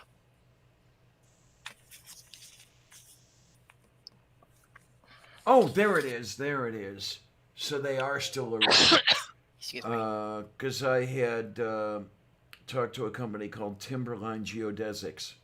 Okay, yeah, I ran across that one too. They had some really nice designs.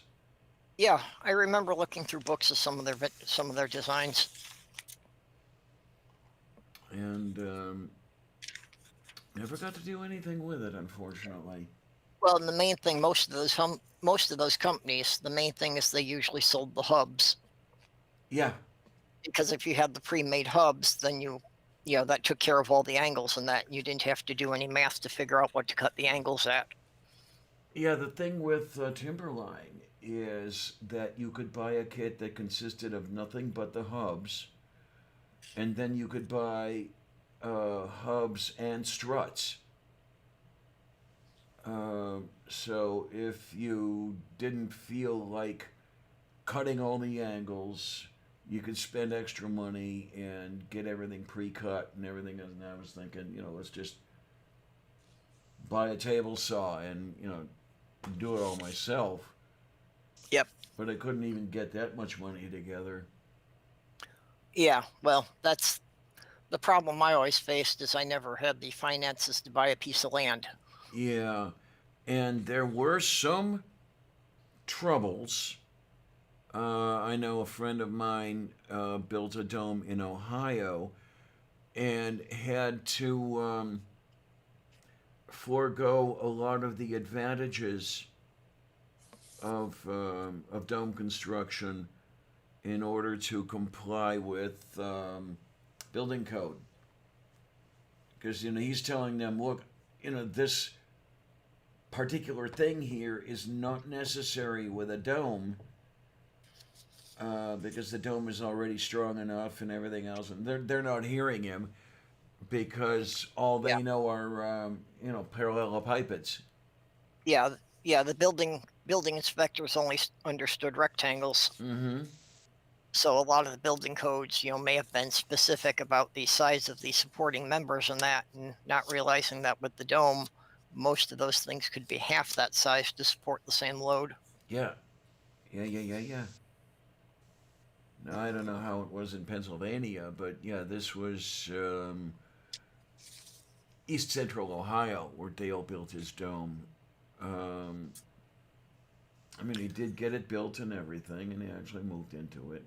Stuff. Well, in long run, and after talking to some people who had lived in them for a couple of years, you know, um, it turned out a lot of the advantages seemed more theoretical than actual. Mm. And of course, there were problems with how do you fit rectangular furniture into walls that are constantly curving and sloping. Dayu Korostu, yes. That was something I did think about as well. I mean, at least, okay, I was going to build a 5/8 dome because the first section would be vertical, but it was still, kind of circular. So you had that problem. But then when you got up on the loft, the second floor, yeah, you had that whole bit with the ceiling.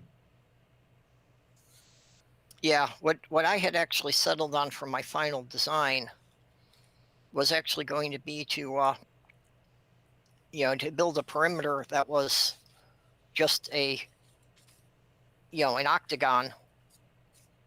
So you had straight walls going up 8 feet and then just a dome roof on top of that. Mm-hmm. Because a short dome roof, still had a lot of structural advantages over a standard roof. And you could do one, quite sizable that way without having to have any kind of center post or supporting walls in the interior. So it left it to be a totally open floor plan. You could, do whatever you wanted for the interior walls. And mostly I was looking at that idea for a shop because if I didn't have to have any interior supports, I could have a shop that was like the size of a 3-car garage, totally unobstructed. Yeah, okay. So I could have all my equipment in there and not having any problem with, spinning around 20-foot lengths of wood. Yeah. Yeah, that was the other problem that I was looking at was how to get the shell up, because it was not necessarily something I could do by myself. Yeah, it does get a little tricky to, do the roofing on it. Well, that too, as well as, I mean, you get the frame up. When you start a level of the frame, you've got struts hanging unsupported at the other end. And Okay, we got somebody else coming in on the side chat that I'm not sure where this is going. oh, okay.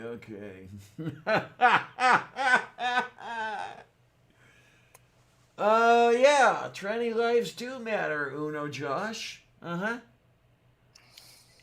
Let me tell you something. You're not going to hurt me. So if that's what you're after, then just, go somewhere else. Forget it. Oh my, oh my, oh my, oh my. But what I will do, just to be nice to everybody else who's seeing this, I'm going to put you in timeout. I get them occasionally. Yeah. Yeah, I'm still not well enough known to have attracted trolls. I got one religious troll one time, but they didn't come back. I don't know. It's kind of sounds kind of weird, maybe, but it's kind of nice to know that I'm visible out there. Yeah, I mean, if I'm gaining some trolls, then I must be visible. yeah. Your stuff must at least be, coming up in the YouTube suggestions for these people to find you. Yeah, and that's Or whatever keywords you're putting in the tags. actually I'm not. That's the interesting thing. I haven't been using the tags in a heck of a long time. Not Yeah. since I've heard that the tags aren't all that important as far as the algorithm goes. Uh, Kay tells me that she's had more luck by adjusting the titles. Hmm. Yeah, see, I've heard from other people that, using the right tags is, what was all important in growing a channel. Okay. Well, I don't know. I suppose that there is the point of getting it past the seedling stage and starts Yeah. growing a few leaves and yeah. Well, and there are some extra features now that they've limited to only channels with more than 1,000 subscribers. It's gonna be a while before I get there. Oh yeah, If it's I gonna be ever a while do. before I get up to 500.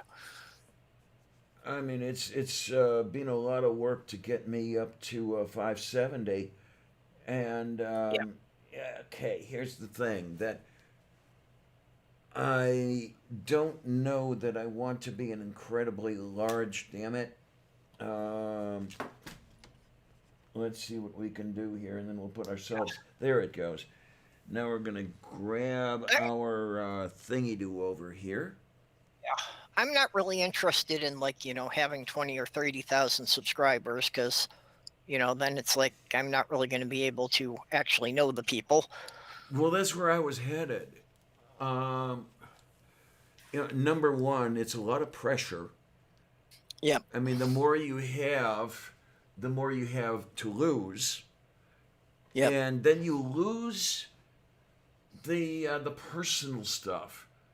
I mean, yeah, I know these kids, and I love you kids. But what's it like? You get to 25,000 people. There's yeah. no freaking way that I can know everybody, and Well, and I've already seen that. I mean, there's channels that I was subscribed to when they had less than 100 subscribers that are now in the 20, 30,000 range. oh, And some of them, it's like, yeah, I can see that at some point it just became a full-time job to them, and I I don't want to deal with that. any services I know? Yeah, yeah, he was one of them. Uh-huh. Oh, I remember Surus when he was tiny. Yeah. And I'll tell you, I don't know how he does it because that's got to be a hell of a lot of work to keeping that channel going. Yeah, well, and you can see he's had to reformat things. He's doing things Mm-hmm. differently. Oh, And I think he's doing all right with it. He still seems to enjoy what he's doing.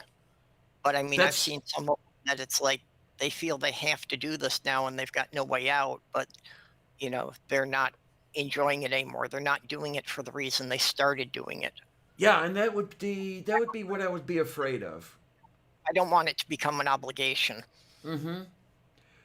I mean, when I tell these kids in the side chat that I love doing this, and the more they love it, the more I'll do it, I mean that. It's I'm here because they seem to be happy with it, and I'm happy with that if they are. Uh, and it makes me feel good to know that they love it. So I don't know if I'd have the same feeling with 50,000 subscribers. Well, I know that you never have that many viewers.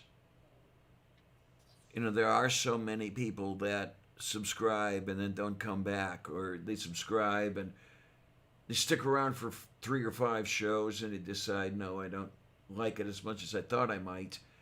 They don't unsubscribe. You know, the name is still on the rolls, but they don't Well, show up in your view count. even the channels that are doing, edited videos a couple times a week, um, you really don't see any that the view count is never more than about 30% of the subscribers. Yeah. Mm-hmm. Um, and well, I mean, my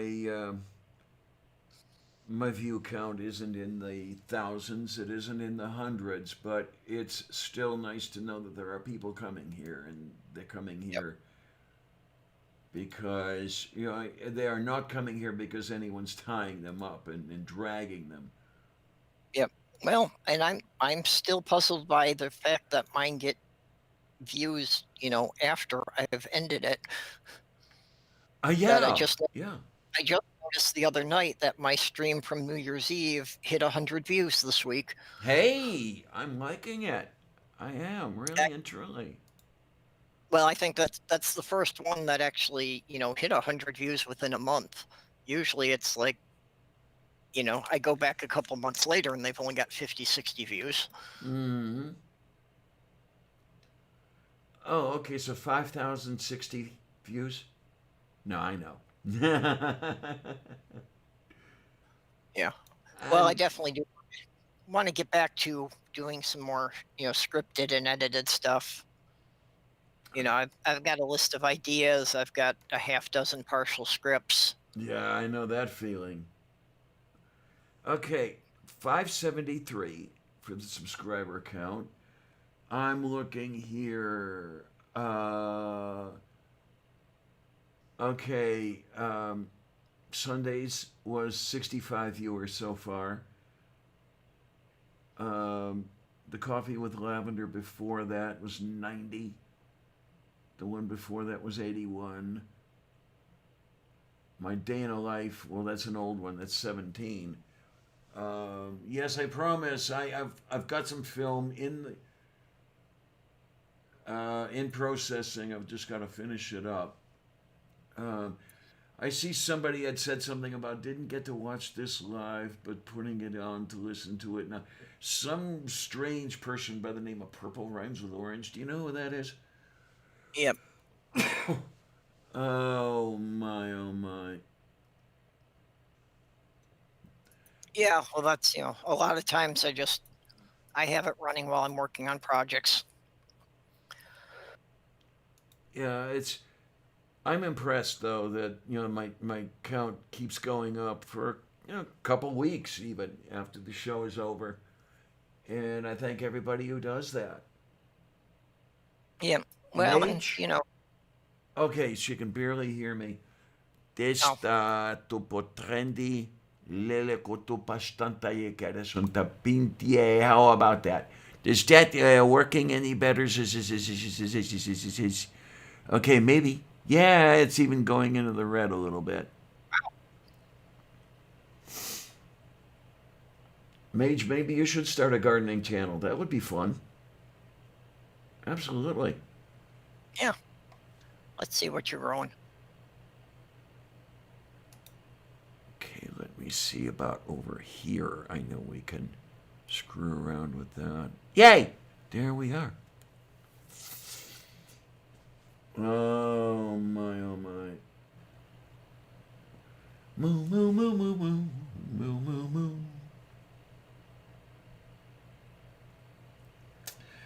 I wish I could have a garden, but I really can't here. There was the year that I grew garlic. Yummy. I had enough garlic to last me all winter after that one. And, say again? And no vampires. Yeah. And yeah, I don't scringe, or what is it, scrimp on the garlic. Not at all. I mean, well, I've been known to chew on a clove of garlic raw, because when you got a cold and you've got stuffed sinuses, chewing on a clove of garlic will open them up in a big hurry. And then peanut butter and garlic sandwiches are also good, by the way. Oh, that would be fun. Growing garlic indoors. I don't know how that would work out. I really don't. Because the garlic, okay, it's one of those things that you overwinter. When I grew the garlic, I planted it in maybe about September or so. Started to grow. It overwintered, and then as the snow melted and it started getting warmer, then it really kicked into high gear. But part of the way the thing was going was it did want the cold. Yeah, honey. Peanut butter and garlic sandwich. Okay. You know the chopped garlic that comes packed in oil in a jar? What I'll do is make up a peanut butter sandwich.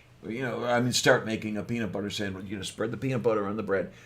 Then spread a little bit of that chopped garlic on the peanut butter, and then put on the other slice of bread and eat.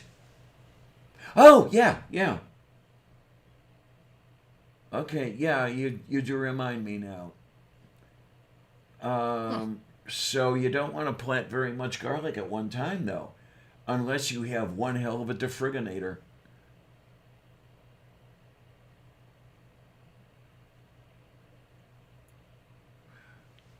Yeah, I don't have anywhere near enough space in my defriginator to store all the stuff I want to store. That's the thing. Well, especially in the freezer.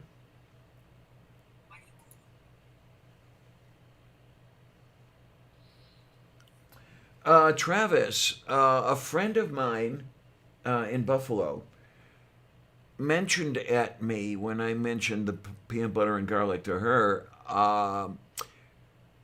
She sat there for a minute or two and said, "You know what? That sounds vaguely Thai. With the peanuts and the garlic." Yeah, but Thai does tend to use peanuts in a lot of the stuff. Yeah, and the thing about the peanut butter and garlic sandwich, you don't want to use raw garlic. Okay, you do want to use the stuff that's been packed in the oil. The raw garlic is just too strong. It doesn't work. I can't imagine them going together. Oh, I dearly love it. I really do. The only reason I'm not eating it lately is because of my desire to lose weight. If I start eating peanut butter and garlic, I gotta have 3 or 4 sandwiches at once. Yeah, peanut And butter is a pretty fat content. mm-hmm. And I'll tell you, having lost as much as I have, last time I checked my weight, I was within 6 pounds of my target. I gained a couple of pounds over a couple of days there. I feel so good about that I don't want to ruin it. Well, and if it went on over just a couple of days, it's probably water weight. Oh yeah, I have a hell of a problem with the water weight. I really do. So, I don't know how much your hormonal cycles fluctuate, but You mean like when I forget to take my estrogen and my anti-androgen? Yeah, okay. Oh well, man. how it is when you're being injected with hormones as opposed to the women who have the natural ones. But I know that Well, there is that for the difference. I know that for some women, that does affect how much water they retain. Oh yeah. For at least for 1 week of the month, they wind up putting on a couple of pounds. And there is the difference as well between the injected and the oral. I'm on the oral. Oh, okay. And yeah, and I've asked about the injectable stuff, and there's always a problem with supply. Because what I've heard is that the effectiveness of the injected is greater than that of the oral, but the oral is easier to get. Or I should say, the injected is more difficult to get. There's a semantic difference there. But Well, that's what I've been hearing was that the injectable was always preferred. So mhm. I wonder that wasn't what you were getting. Yeah, so everything I do is going through that first pass metabolism. I mean, I would really prefer, okay, to be getting it from natural sources like ovaries, but it didn't work out that way. So what are you gonna do?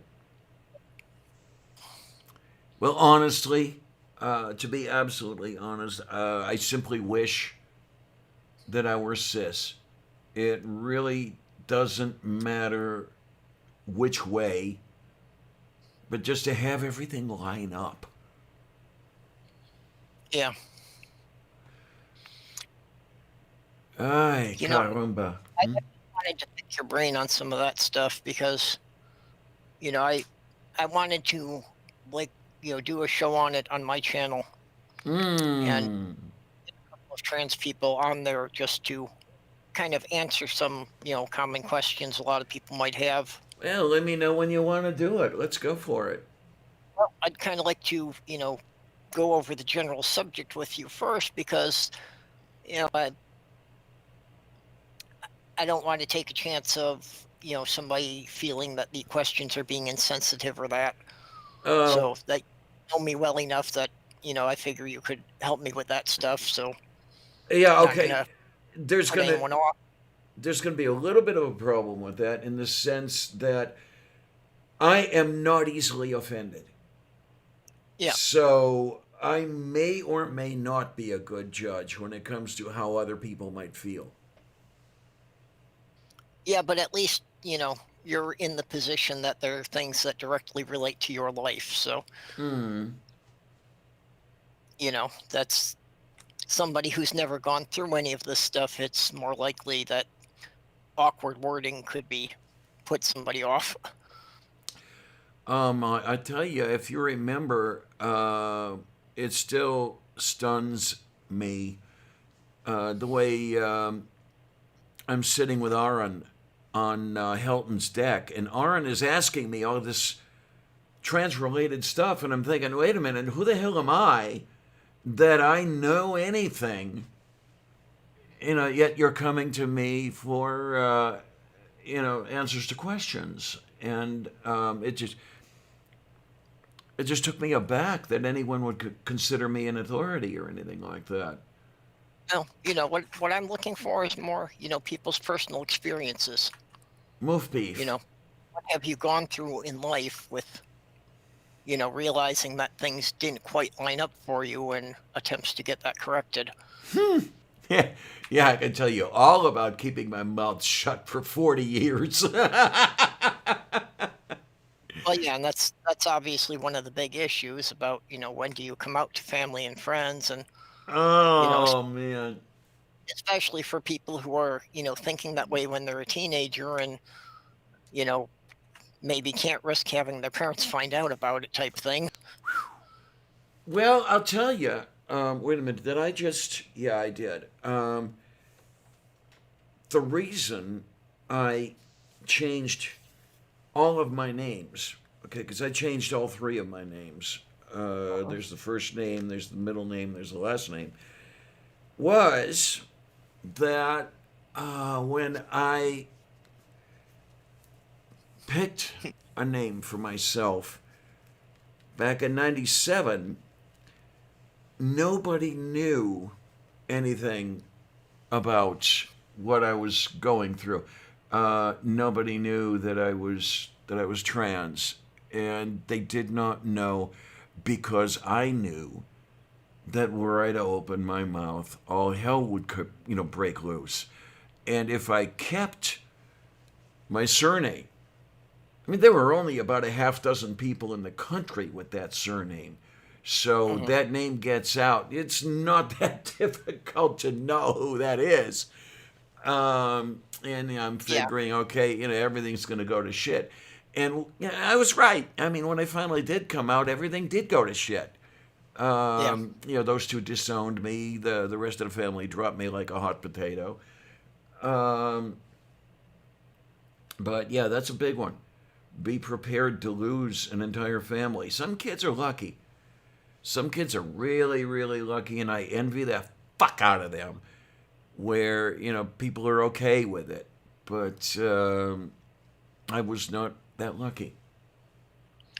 Well, and I'm seeing a similar thing to that, just, with the atheist community, that I'm seeing, some of these kids in their 20s or even still in their teens. And it's like, yeah, I wish I could have figured this stuff out back then and saved myself 25 years. Yeah, huh? Well, I knew pretty much that I was atheist by the time I was 16. Couldn't say anything because I was still dependent upon the slimy bastards.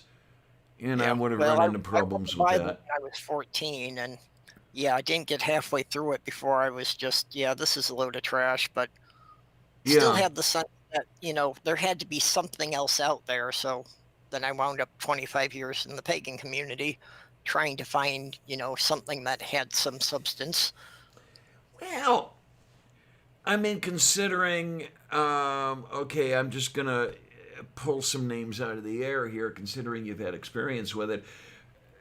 Spending 25 years within Catholicism and 25 years within paganism, yeah, I would definitely take the paganism. Yeah. Well, it was definitely a much more accepting community for, you know, things like alternate sexualities and such. Yeah, So at least people there didn't give me a problem about, being pansexual or poly. yeah. And this is where I still have a hard time understanding Joseph Noya. If you've seen him on Twitter and a few of the programs he's been on Steve McRae's show. No, I don't know who that is. Okay, he is a Jesuit seminarian.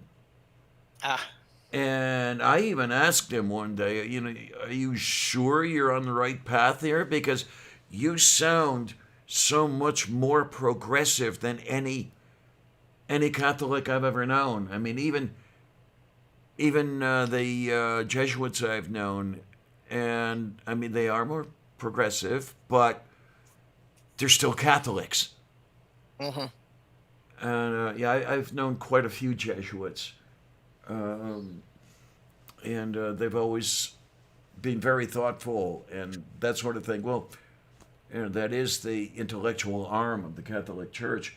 Colleen, okay, Colleen says I was never sure I guess belonged in all that. All my friends and grandparents tried to get me to go to church, and I am just like, nope. I will pass. And Yeah. Maid says if I could choose my sexuality, I would choose to be pansexual.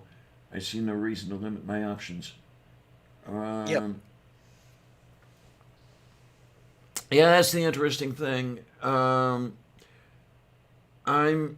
lesbian because for the most part, men turn me off, and it's a pheromonal thing. I don't like the way they smell. It's not a scent. It's got to be pheromones. Oh, yeah. I've heard that from several women, actually. Okay. Actually, quite a few of them were lesbians. I mean, it's not that I haven't tried, but it just doesn't go. Mm-hmm. I mean, there are a couple of guys otherwise that well, you've heard me occasionally say, as for this particular person, I might consider changing my sexuality. We hit it off on an intellectual level and that sort of thing, but no, in the bed that would be difficult. It would be. Well, that's for my definition of pansexual. It's not necessarily that I find everyone attractive.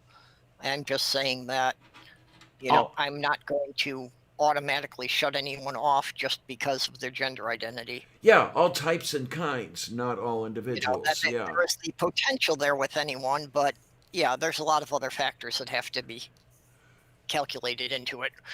Mm-hmm. But I'm definitely sapiosexual. Yeah. I mean, the intelligence has got to be there. What's the other thing they? What's the Well, other? demisexual is needing a romantic connection first. That's the one I was headed for. That's what Yeah. soft role falls into. Okay. Yeah. Same here. I need a connection beyond the simply physical. I mean, when I was younger, oh God, so I'd fuck anything with a pulse. But as I got older, other factors took precedence. Yep. See, and for me, they don't necessarily have to be connected. I can enjoy sex strictly for the physical sensations.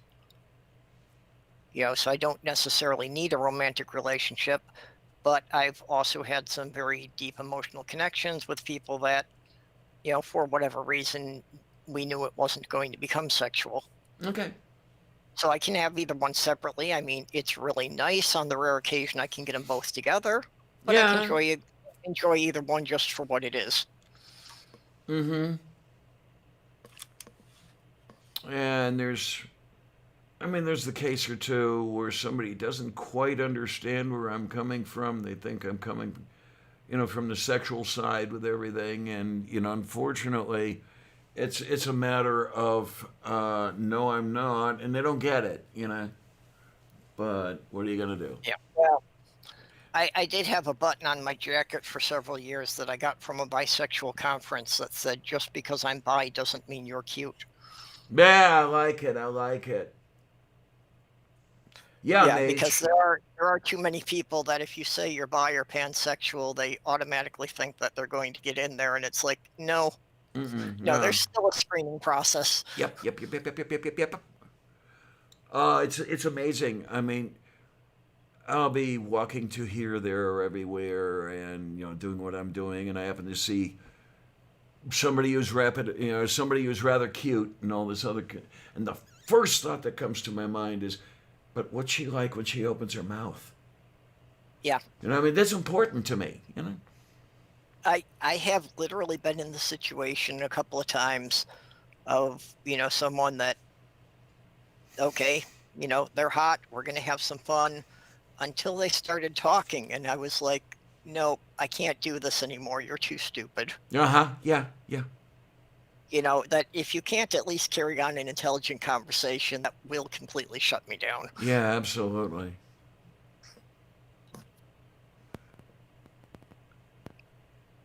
That's interesting. Somebody's got a interesting connection going on there. Is your mic playing games on you? My computer is making this random tone, so I am wondering if it's going to start deciding my microphone is unplugged. Yeah, because I'm hearing click, click, click, click, click, click, click, click, click, click, click. Yeah. As if the jack is loose. Tone, but it's not actually giving me any information. Moo. And yeah, it's been doing that the last week or so, that it has been deciding the microphone was unplugged and booting me out of streams, and then 10 seconds later everything's fine without me doing anything. Oh my. So yeah, I gotta get the new computer assembled. And yeah, part of putting that off has been anxiety. I've never done something like this on my own before. So I've got the stack of parts here all in their cartons. Oh, I'll tell you, it's easier than it looks. Yeah, well, you just have to make sure that you get good contact. Yeah, realistically, as far as physically assembling the parts, yeah, they're pretty much all keyed, so it's kind of hard even to put anything in backwards. So that part of it's probably not going to be that big a deal. It really is installing the operating system that is the real anxiety part. Okay, then. But there is some anxiety with, assembling the parts because, yeah, if I, like break a leg on one of the pieces or something, that, yeah, I could be, I could waste $100 piece if I make a stupid mistake. Moo. Although it's more difficult to waste a piece than it looks. Now, the problems I've run into are, for example, with RAM. I don't have it seated well in the Yeah. and that's still possible to do. And then here I am Well, panicking. I've had that happen a couple of times just because I've had to move a computer around. That one of the RAM chips came loose and I had to go in and reseat it. Moo. Oh my, oh my. Yeah, that's as far as what I've actually done on my own, like upgrading the RAM in the last computer is about the furthest I've gone. I've installed a new hard drive and I've upgraded the RAM, and that's about it. I can tell you that installing Windblows drives me absolutely crazy. Yep. And that's the part that's really bugging me is, going through these 6,000 menus to try and find all of the options to get everything set the same way I've got it set now. Daju korostu. Mm-hmm. Because, I'm constantly confused. When a program changes something, I never know, what menu I'm supposed to be looking under to find the little checkbox to put it back. Okay. Oh my. I remember years and years ago when I was still working with 95, it had a bit of a problem where when you were installing the operating system, it would set something to where it would not recognize the modem when you subsequently installed it. And you actually had to go into the device list and change some settings somewhere along the line, and then it would see the modem. But yeah, until you knew what it was doing, it was what's the word? Infuriating. Yeah. Well, and that's another scenario I've been thinking about a lot is that if I get everything assembled and I power it up and I don't get the screen I'm expecting to get, how do I know which component is wrong? Yeah, huh. Well, I suppose that you could unplug piece by piece and plug a cat in to where you took the piece out, and you could make the list of what's going on when you plug the cat in, but no, huh? And then there's these. What are you doing, honey? Oh, okay. She's settling in on my thigh. I don't know. That might actually work with Sammy-san. I think his claws are probably about as long as the legs on the CPU chip. Oh, Jesus. Like I say, he can't fully retract his claws, so they're always snagging on things. I am so much happier, though, with the way things are run now than with the way things were run then. Because you had to put some force on the chip to get it into the socket years and years ago. Yep. Now they have the ZIFs, the zero insertion force, where you have a lever and you open up the lever and you just drop the chip in, literally just drop it and then close the lever, and that clamps the legs. That makes things so much nicer. With that 'cause I've taken a couple of machines apart that were just going to be recycled. So. Oh my. Yeah, that's Hey. where I was living before. The guys who ran the computer center would recycle equipment for people.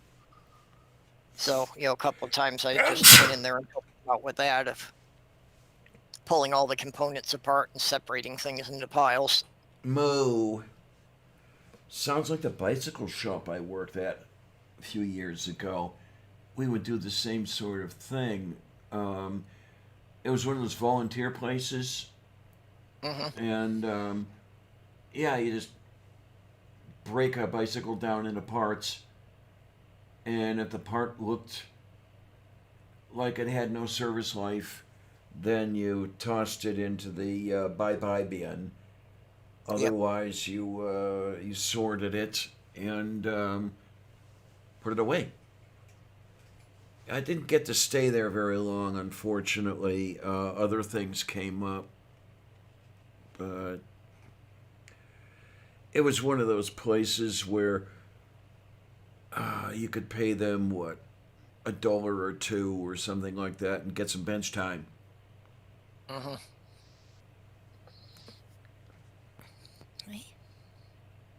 Moo? Oh, just Sammy. Okay, because I heard. Just sitting here staring at me, trying to guilt me into getting off the computer to play with him. So were you just talking to Sammy? Because I heard click, honey, click. Yeah, I was just saying hi to him. Oh, okay, fine. Okay, it just the voice didn't sound right. Here we go. Well, yeah, I use a different voice with him than people are used to hearing. Move beef. Move beef. That's the way I talk to the kitty over there. Yep. That, I will ask the kitty, is you is the kitty because is you is the kitty? Or is you is the kitty because is you is the kitty? There is a difference. Yep. Oh my, oh my, oh my. What's the nice thing is I don't have to be up too early. My appointment is at 15:45 hours, I think. Let me look. Yeah, 15:45 hours. So I can take my time waking up. And amazed. Yep, well, Hmm? I'll be doing my stream 12 and a half hours from now, so I boo-foo. I don't have anything else planned for half of the day tomorrow. Yeah, Colleen, we go into the baby voices with the kitties. Yep. Voices. There she is. She's doing paw maintenance. You wish the kittiness. You know that. Oh, yeah. It's getting near that time of night. Well, I think Sammy's son's just winding up his spring now. Every night around midnight, 1 o'clock, then he gets the zoomies and he's, going full speed through the apartment and bouncing off the walls for half an hour. yeah, the thing is, I love it and I hate it as far as tomorrow goes. I think I'm going to end up calling Uber, which, okay, it cuts down on the exertion, so I'm not going to throw up necessarily, but it's also going to cost me probably close to $20 one way. Yeah. Yeah, it's not a cheap service, but Yeah, I do want to keep the costs down, but what are you gonna do?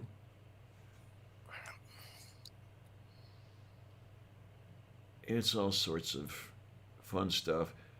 They say that they might have a service where I could get free rides, but I'll have to continue to look into that. I indicated my interest. There's only one problem with that. Unlike the trip I made yesterday, I cannot necessarily combine more than one item. I could only go from here, or from here to the doctor, and then from the doctor back. rather than from here to the doctor, from the doctor to the grocery store, from the grocery store. Yeah. Forget what else was there before I got home. Oh, I remember. It was Squall Mart. Got some more groceries. Yeah. Well, where we are here, this would actually be feasible for not having a car here and, being able to pretty much get to all the general stuff. Mm. And they also do have a dial-a-ride service that I've seen the minibuses coming up to the building. Oh yeah. So I know that some of the people in the building use those to get to their doctor's appointments. And apparently it'll get you, anywhere in the city for less than $5. Okay then. That is moo. That is very moo. And Colleen, gotta be careful with this stuff. Colleen says my cat hates it when I get on the computer. Sometimes he will full on whine and howl until I get off. Very careful you want to be with that. Well, when Sammy decides it's been too long, he'll jump up in my lap and he'll headbutt the keyboard until he knocks it off. Oh my word. Okay. Nah, the little one here is in my lap. I'm wearing the wrap, so she's half between my knees with the wrap supporting her. Yep. Hammock. Mm-hmm. And then we'll see what happens. I mean, when my appointment is finished tomorrow, I will put in a service call. Yeah. Look at that kitty face. Look at that. I mean, as far as I understand it, there might be a situation where, I could be in another room while the Muppet is working on the furnace, or I might have to actually leave the apartment. Mm-hmm. And I'm really not looking forward to that because I've got really nowhere to go. And in leaving the apartment, as I said before, I don't trust those guys. I don't know what they're going to screw up or what they're going to leave with. Yeah, I know here when they did the apartment inspections, they had put on the notice that they just want everybody to stay in the bedroom as they came through and checked all the, smoke alarms and sprinklers and such. Okay. Move, beef. Just they didn't want you talking to the maintenance people just to not be spreading anything. Yeah, and it's horrible because I'm always talking to the maintenance people as they work. I'm also interested in what it is they are doing. Yeah, well, I'm used to being the one going into people's homes and doing stuff. Move, beef. And have not gotten any of that kind of work since I've been here because the lockdown started 2 weeks after I got here, so I never had a chance to build any customer base. So like I say, it's a good thing that I had the online side hustle started already. Move, beef. So I was able to ramp that up, and that's kept me going pretty good. But that's also a question of, that's going to start petering out just because that was relying on selling off stocks that I had bought over a couple of years. Yeah, huh? So as I'm running out of stock, that's not going to keep going for too much longer. Blip. It got me through a year. So I kind of have to find something else I can do, probably something online that I can keep generating some income.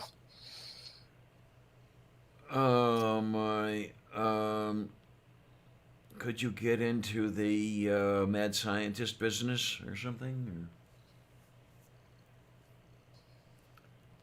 Well, I could, but then it's the problem of making a profit without getting arrested. There you go. And then there's this cat. Yeah. I don't know. This is really weird. She thinks she's a dog or something because many much times she uses her tail the way a dog would. Hmm. Other times she uses the tail the way a cat would because if she's pissed at me, the tail is also going. Yep. Well, I've said that Sammy's son is actually a dog in a cat suit. Shapoteleki. Yes, it is. He behaves much more like people would expect from a medium-sized dog than from a cat most of the time. Although he used to always be quiet when I was living in Michigan.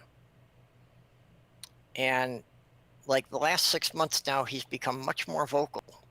Okay, then. I never had a problem before with him waking me up when I was sleeping, but yeah, now he's kind of getting in the habit that when the sun comes up, he wants to come and check if I'm awake. Yeah, well, breakfast?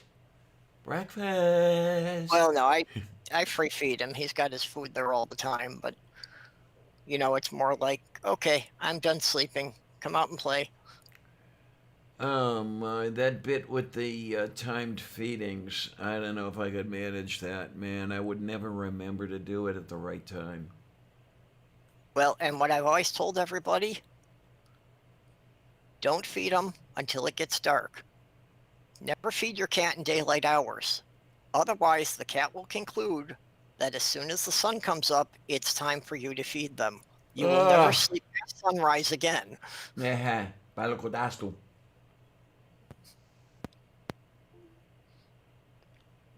And there it goes again.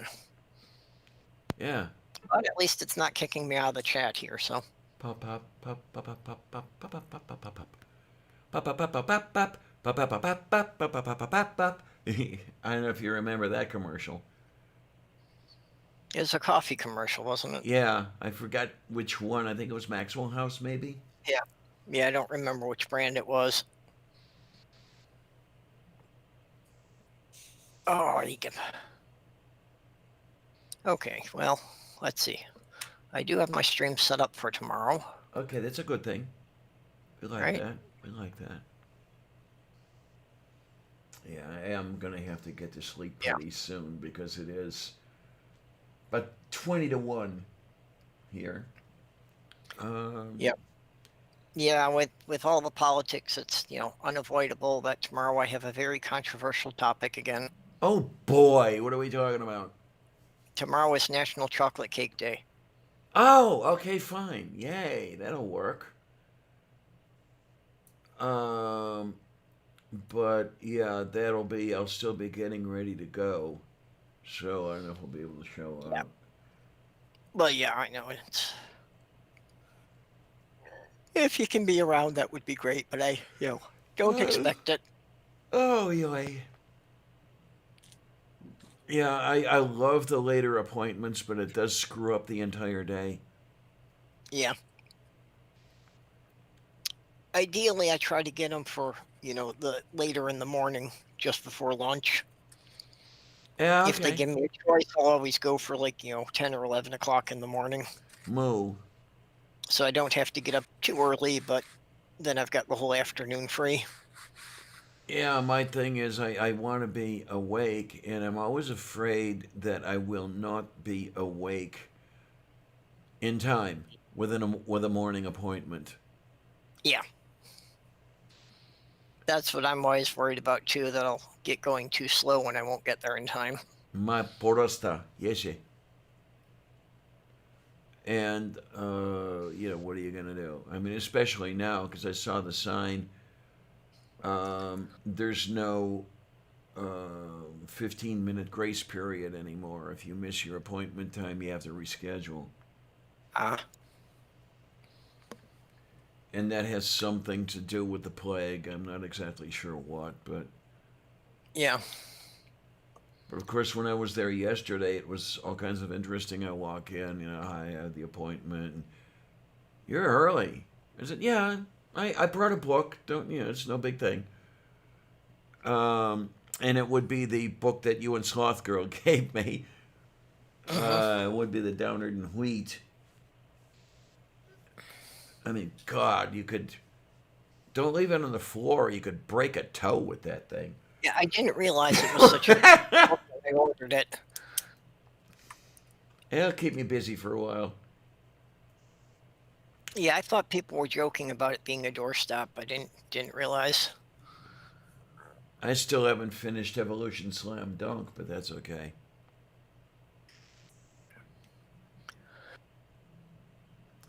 I have to say, though, Evolution Slam Dunk is a bit hard for me to read. I don't do as well with the inline citations as I do with the superscripted citations. If you're familiar with the difference. No, not really. I'm not sure what you're referring to there. Because RJ might have written, this particular thing over here, and then in parentheses, this title, this date.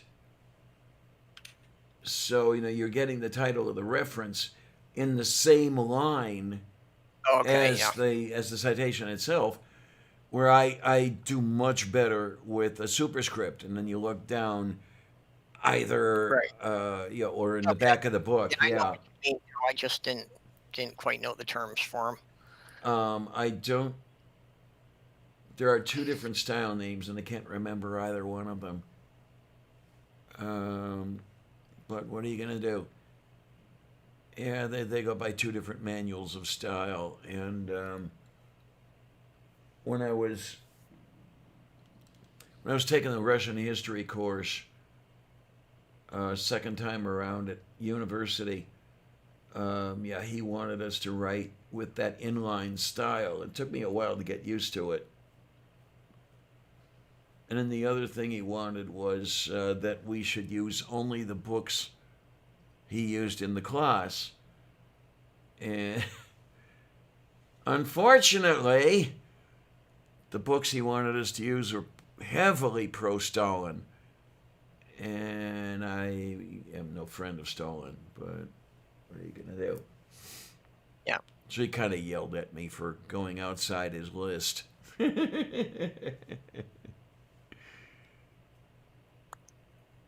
Oh my. Oh, look at you. Are you falling asleep on my thigh? Hmm? Look at that face. Yeah.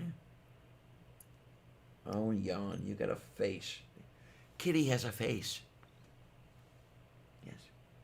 Oh, well. Move beef. 6 watching. I don't know how you guys put up with me this long. I don't know. Oh, look. What are the notifications? Who is this mingled with scripture person? I don't know any of the people following this person. I'll have to do a little bit of looking. Man, I look at all this. I mean, I've got almost 3,200 followers, and it's like, where the hell are these people coming from? I don't know. Yeah, I don't even look at the numbers on Twitter. I have no idea.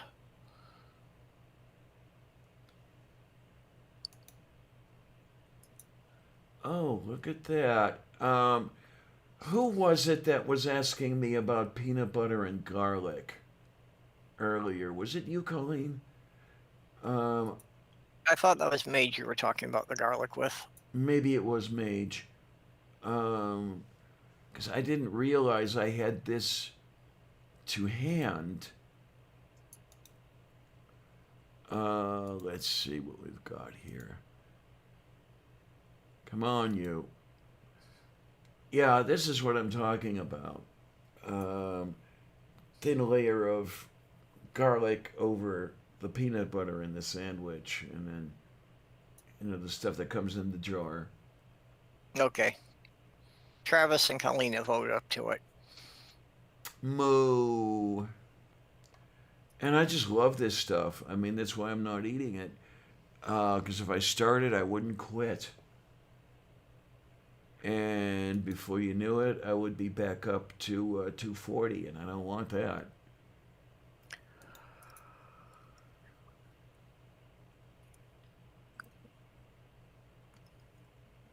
Moof beef. I just can't see that settling well in my stomach. But then again, I actually only recently found out the problem I have with peanut butter, that there may be a few brands I could take, Oh, but it turns out that most of the brands have molasses in them, oops. and I'm allergic to sugarcane. So Yeah, that may that's be why I've had the problem with peanut butter, that I was never aware of that. okay then. Oh, what is this? Travis says I do make the Thai red curry that has peanut butter base with garlic in it. Never in a sandwich though. Yeah, I was in a weird mood one day and I decided to have a peanut butter and garlic sandwich and it worked.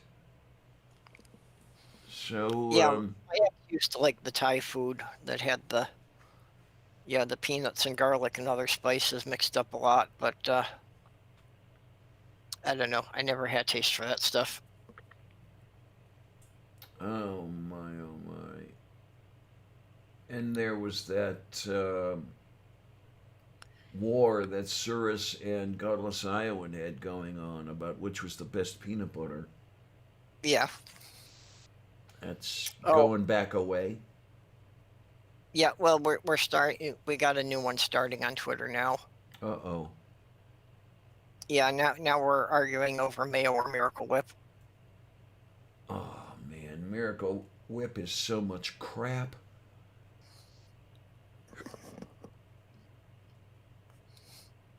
I don't know. I find Mayo to be tasteless. So Well, yeah, I mean, I cannot do mayonnaise sandwiches on white bread the way some people I know can do. Um, but I find uses for peanut butter. yeah, I'm which sorry, reminds not me peanut of, butter, right? Mayonnaise. I find uses yep, for. yeah. I was gonna make some egg salad. I boiled a dozen eggs yesterday, just because I had an old carton of eggs in the fridge that I Okay. figured it sat there a little too long to do anything besides boil them. Mm-hmm. The mayonnaise that I like best is the stuff I make myself. Yes, I do make mayonnaise, and it's tricky, but it is possible to make your own. Well, that's what Inane Dragon was saying to someone, was that you've never had good mayonnaise, only the crap from the stores. Yeah, yeah, um, yeah. The stuff I've made myself, if I have to say it myself, has always turned out pretty well. Ah, peanut butter and apples. Okay, I could see that being extremely tasty. Oh, yeah, I forgot about that one. Um, Another one I like is apples and cheddar cheese. Um, just seems to go together very well. Yeah, the peanut butter and apples I can get, you know, dipping the apple slices in it. Moof beef. Well, I just bought a bag of apples so I can eat the older bag, and then I want to see about making an apple pie. Yep, and peanut butter and banana. Oh yeah. That was one of my stepdaughter's favorites. Mm-hmm. You know, that pretty much packing her lunch for school. That was what she wanted about half the time. Okay. Yeah. You're talking egg yolks, and you're talking oil. Oh, that looks good. Peanut butter on toast, then sliced banana on top of that. Boy, that sounds good. Yeah, Yep. when I make Well, the peanut butter. The peanut butter tends to gum up the toast, or it doesn't pop up right. there you go. There you go. Oh, peach pie. I cannot get enough peach pie. So depends on how long I last. I might make a peach pie. Cause yeah, it's. I love peaches.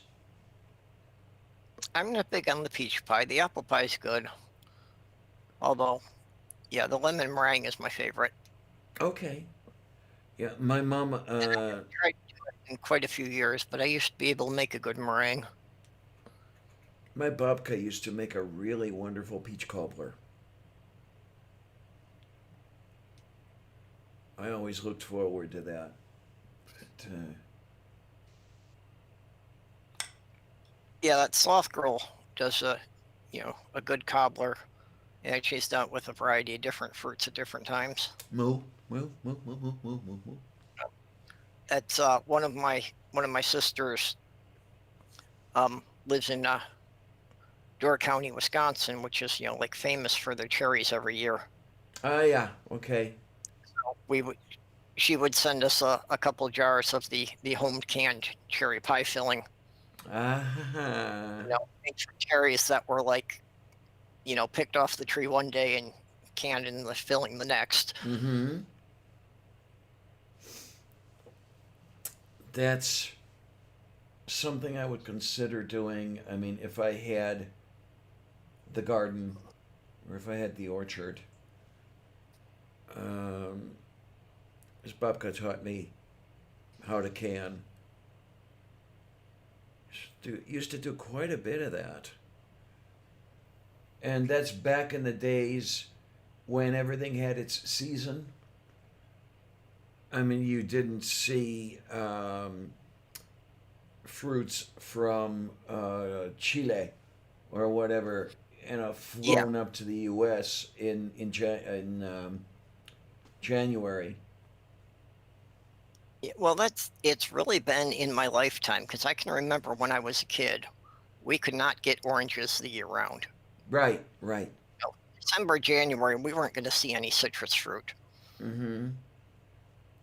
So yeah, it is something that I've kind of been surprised on as I've gotten older. That they come from a different country at different times of year, but there's always oranges in the store.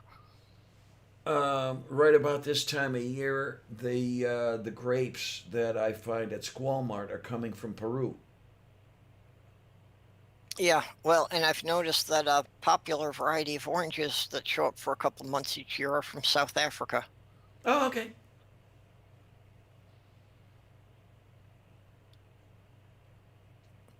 And that it astounds me that it is cost efficient for them to ship them from Africa and still be able to put them in the store at a price I could afford. Yeah. It does not seem that the math should, ever work out for that. That is that is moo. It's very moo. It's amazing what you can do now compared to, I mean, it was only 50 years ago that I'm remembering things that having a season. Yep. And when you think about it, 50 years is not that long. Well, you're talking the 70s or 80s, Mm-hmm. and now it's like about the only thing notable that I really like that has a season is pomegranates. And I am Okay. bummed because I no longer find pomegranates now. Their season is past. They're like around, October through December, maybe the middle of January. Yeah, yeah. But yep, I can't find any more now this year. I had seen a couple pomegranates, and I mean literally maybe about two, at the Squall Mart the last time I was there. Um, Yeah, I checked all the local grocery stores here, and for the last 2-3 weeks, none of them have had any. I'm amazed at the number of pineapples I see. Yeah, I never used to see another this. one. Yeah, that's another one used to be very seasonal that you only saw it for a little while each year, and now they're there all the time. Yep. And watermelon was always a summer thing, but now I'm seeing them right through the winter. Oh my. Okay, Mage says I'm trying to grow several varieties of citrus trees from seeds I collected from fruit. Good luck. Oh, yeah, I'd like to hear about that. I was kind of, wondering how long it takes to go from seeds to actually them, bearing any Yeah, amount of. that's what I was wondering. Or if you could get it there at all. Well, in Florida, yeah. Because I know I saw a guide. I had bought a couple avocados to make avocado stuffed zucchini, and I thought, okay, could I start the pit and see if I could do something with it?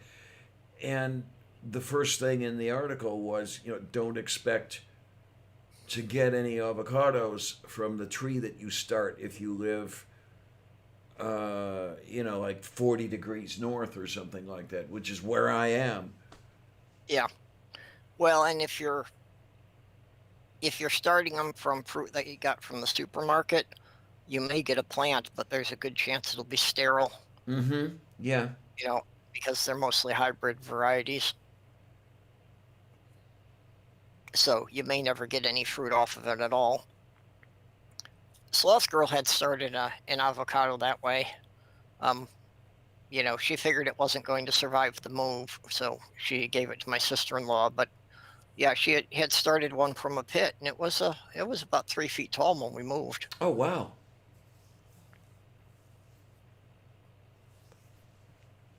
My sister had done that one time with the top of a pineapple, and she was always a whiz with the house plants. I mean, her living room was a little jungle, and she actually kept the pineapple going. And after about 2 years, she actually started to get little fruits on it. I was going to say, I understand that you could get tiny pineapples.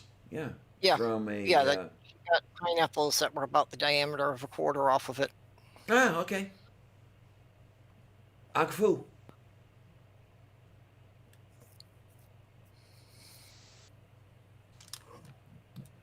Um, an old girlfriend's father had apple trees on his property, and God, they were high maintenance.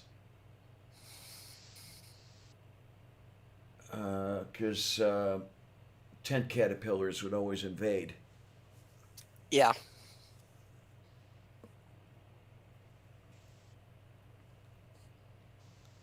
Yeah, mid 2000s, the tent caterpillars, got to be, like a plague level through Minnesota, that they Okay. destroyed a lot of fruit trees. Yeah, because. And it's like their webs would be so high up in the trees that you really couldn't get to them unless you had a cherry picker. Mm-hmm. So for a lot of people, there just really wasn't anything they could do about them. Yeah, Linda and I were together in the late 80s. 88, 89, that sort of thing. And yeah, there was one hell of a caterpillar problem that Mr. Ludwigson had.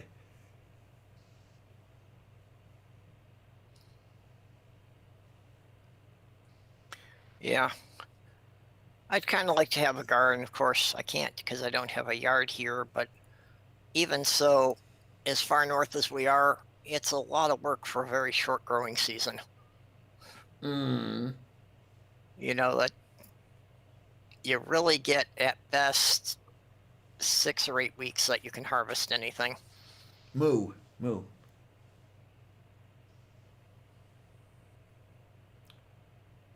Yeah, that's what I liked about this latitude. My wife and I would always have a very nice garden. The width of our yard, and I don't know, about 15 feet deep. The yard was, oh, I don't know, maybe 35 feet wide. Yeah. I grew up in the Chicago suburbs, and my dad had a garden that's probably about that size you're seeing. Okay. But it was truly amazing the yields he could get off of that relatively small patch. Mm-hmm. But he would go,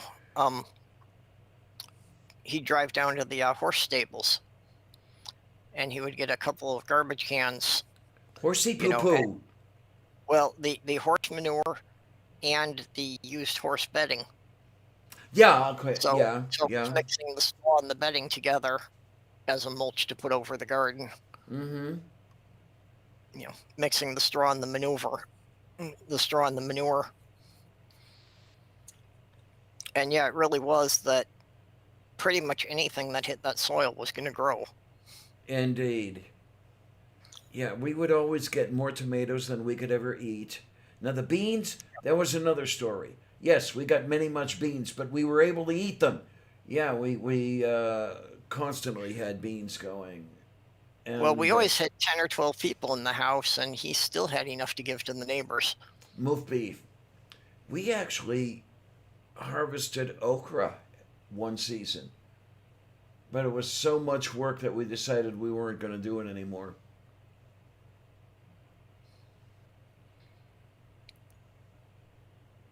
We always had onions going. We always had potatoes going. Hmm? Yep. I was just looking, Travis was saying about a few rows of kale or chard. Okay. Moof beef.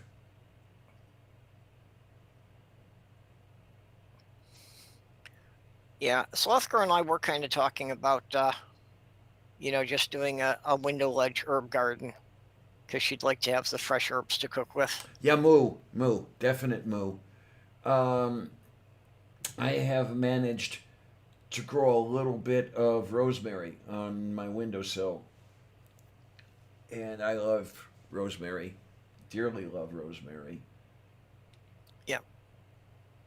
Yeah, and that's, each of our apartments has like a 7-foot wide window in the living room. So, she's got a space, and I built each of us a set of shelves that was, built to come to exactly the same level as the windowsill.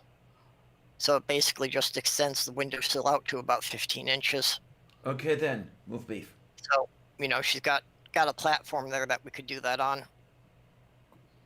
So I was thinking, an herb garden patch, maybe like fill up a couple of cat boxes with potting soil. Meow.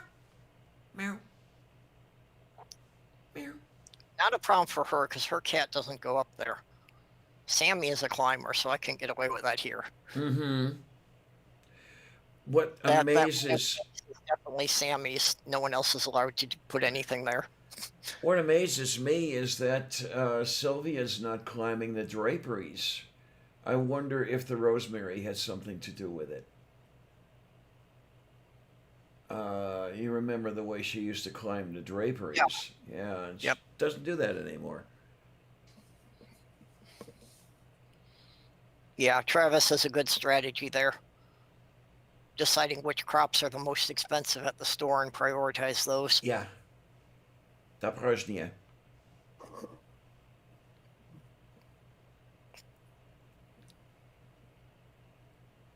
Yeah, I haven't managed to get a large bush of rosemary yet, but I'll have to work on that. Yeah, I do not have any houseplants because Sammy eats them all. Uh-huh. But I actually have a bag of grass seed. I've been meaning to plant him a box of grass so he had something to chew on. Mm-hmm. I had at the old apartment, I had one of those 5-quart ice cream buckets. That I'd put some rocks in it so it was heavy enough that he couldn't push it around. And I was growing Okay. his cat grass in that. Oh, okay, the stuff that they do call catgrass. Well, what they call cat grass actually It's is wheat. usually either ryegrass or ficus. Yeah. So it's the same. You can go and just buy a small bag of grass seed that's much cheaper, and it's the same seed. Yeah, moof beef. Okay. So yeah, I had just bought the smallest bag I could get of ryegrass, which turned out to be 3 pounds. So there's enough there for several years. Mm-hmm. Yeah, I've got wheat seed, and yeah, she goes for that. And I try to keep a container of it going at all times. As a matter of fact, I bought a second container. Makes it a little easier to change them out. When the first container starts to die back, I've got the second container going already. Yeah, that's what I was doing with the buckets in Michigan. Yeah, I've slacked off. I haven't had one going for him for a while here, so I need to get it back so he can have that. I just planted one. I'll have to see So he how can it's have his sap doing. bar. Oh my, oh my. I'm also going to experiment. I got a small packet of catnip seeds. Sure, that ought to be a shitload of fun. Yeah, and that's going to be problem of getting it to grow where he can't get it. Uh-huh. So I just put up a new arrangement that because he likes to go up there in sun, I set up a thing to move the curtain rod out to where it's going to be across the front of the shelves. So he's going to have a space back there between the curtains and the window about a foot wide, so that even when the curtains are closed, he'll be able to go up there and go lay in the sun if he wants to. I'll move. Okay. So, and when I did that, I also put a second rod halfway the distance in that I'm going to try hanging a couple of plant things from. Hopefully, if they're Okay. hanging, I'll be able to get up to them. Oh man, Mage, my babka used to grow rhubarb. Yeah, I loved her rhubarb pies. Oh yeah, my dad had a row of rhubarb along the wall of the garage, Mm-hmm. and that's the kind of thing that once you get established, you will never get rid of it, no matter how hard you try. Yep. It will come back every year. Yep. Yeah, it's like mint. Yep. There was an area next to the driveway, um, back when I was married. I finally got rid of the mint by getting in there with a spade, digging down a foot or so the entire area. Yeah. And then you're just throwing it all out and filling it back in with clean fill.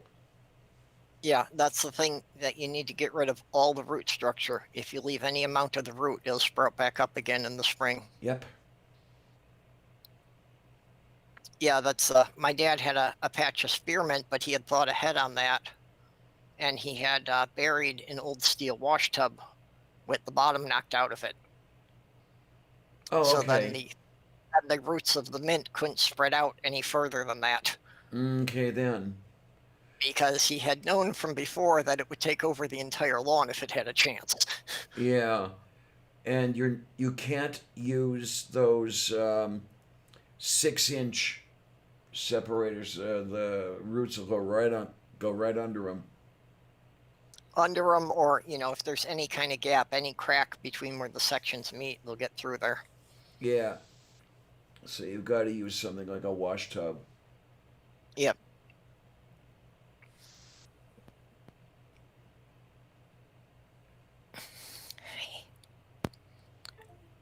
Okay, well, we are past midnight here, so I probably should get off for the night. Da Prajnie. Yeah, and I should probably get to Betty by because it's after Yep. 100 hours here.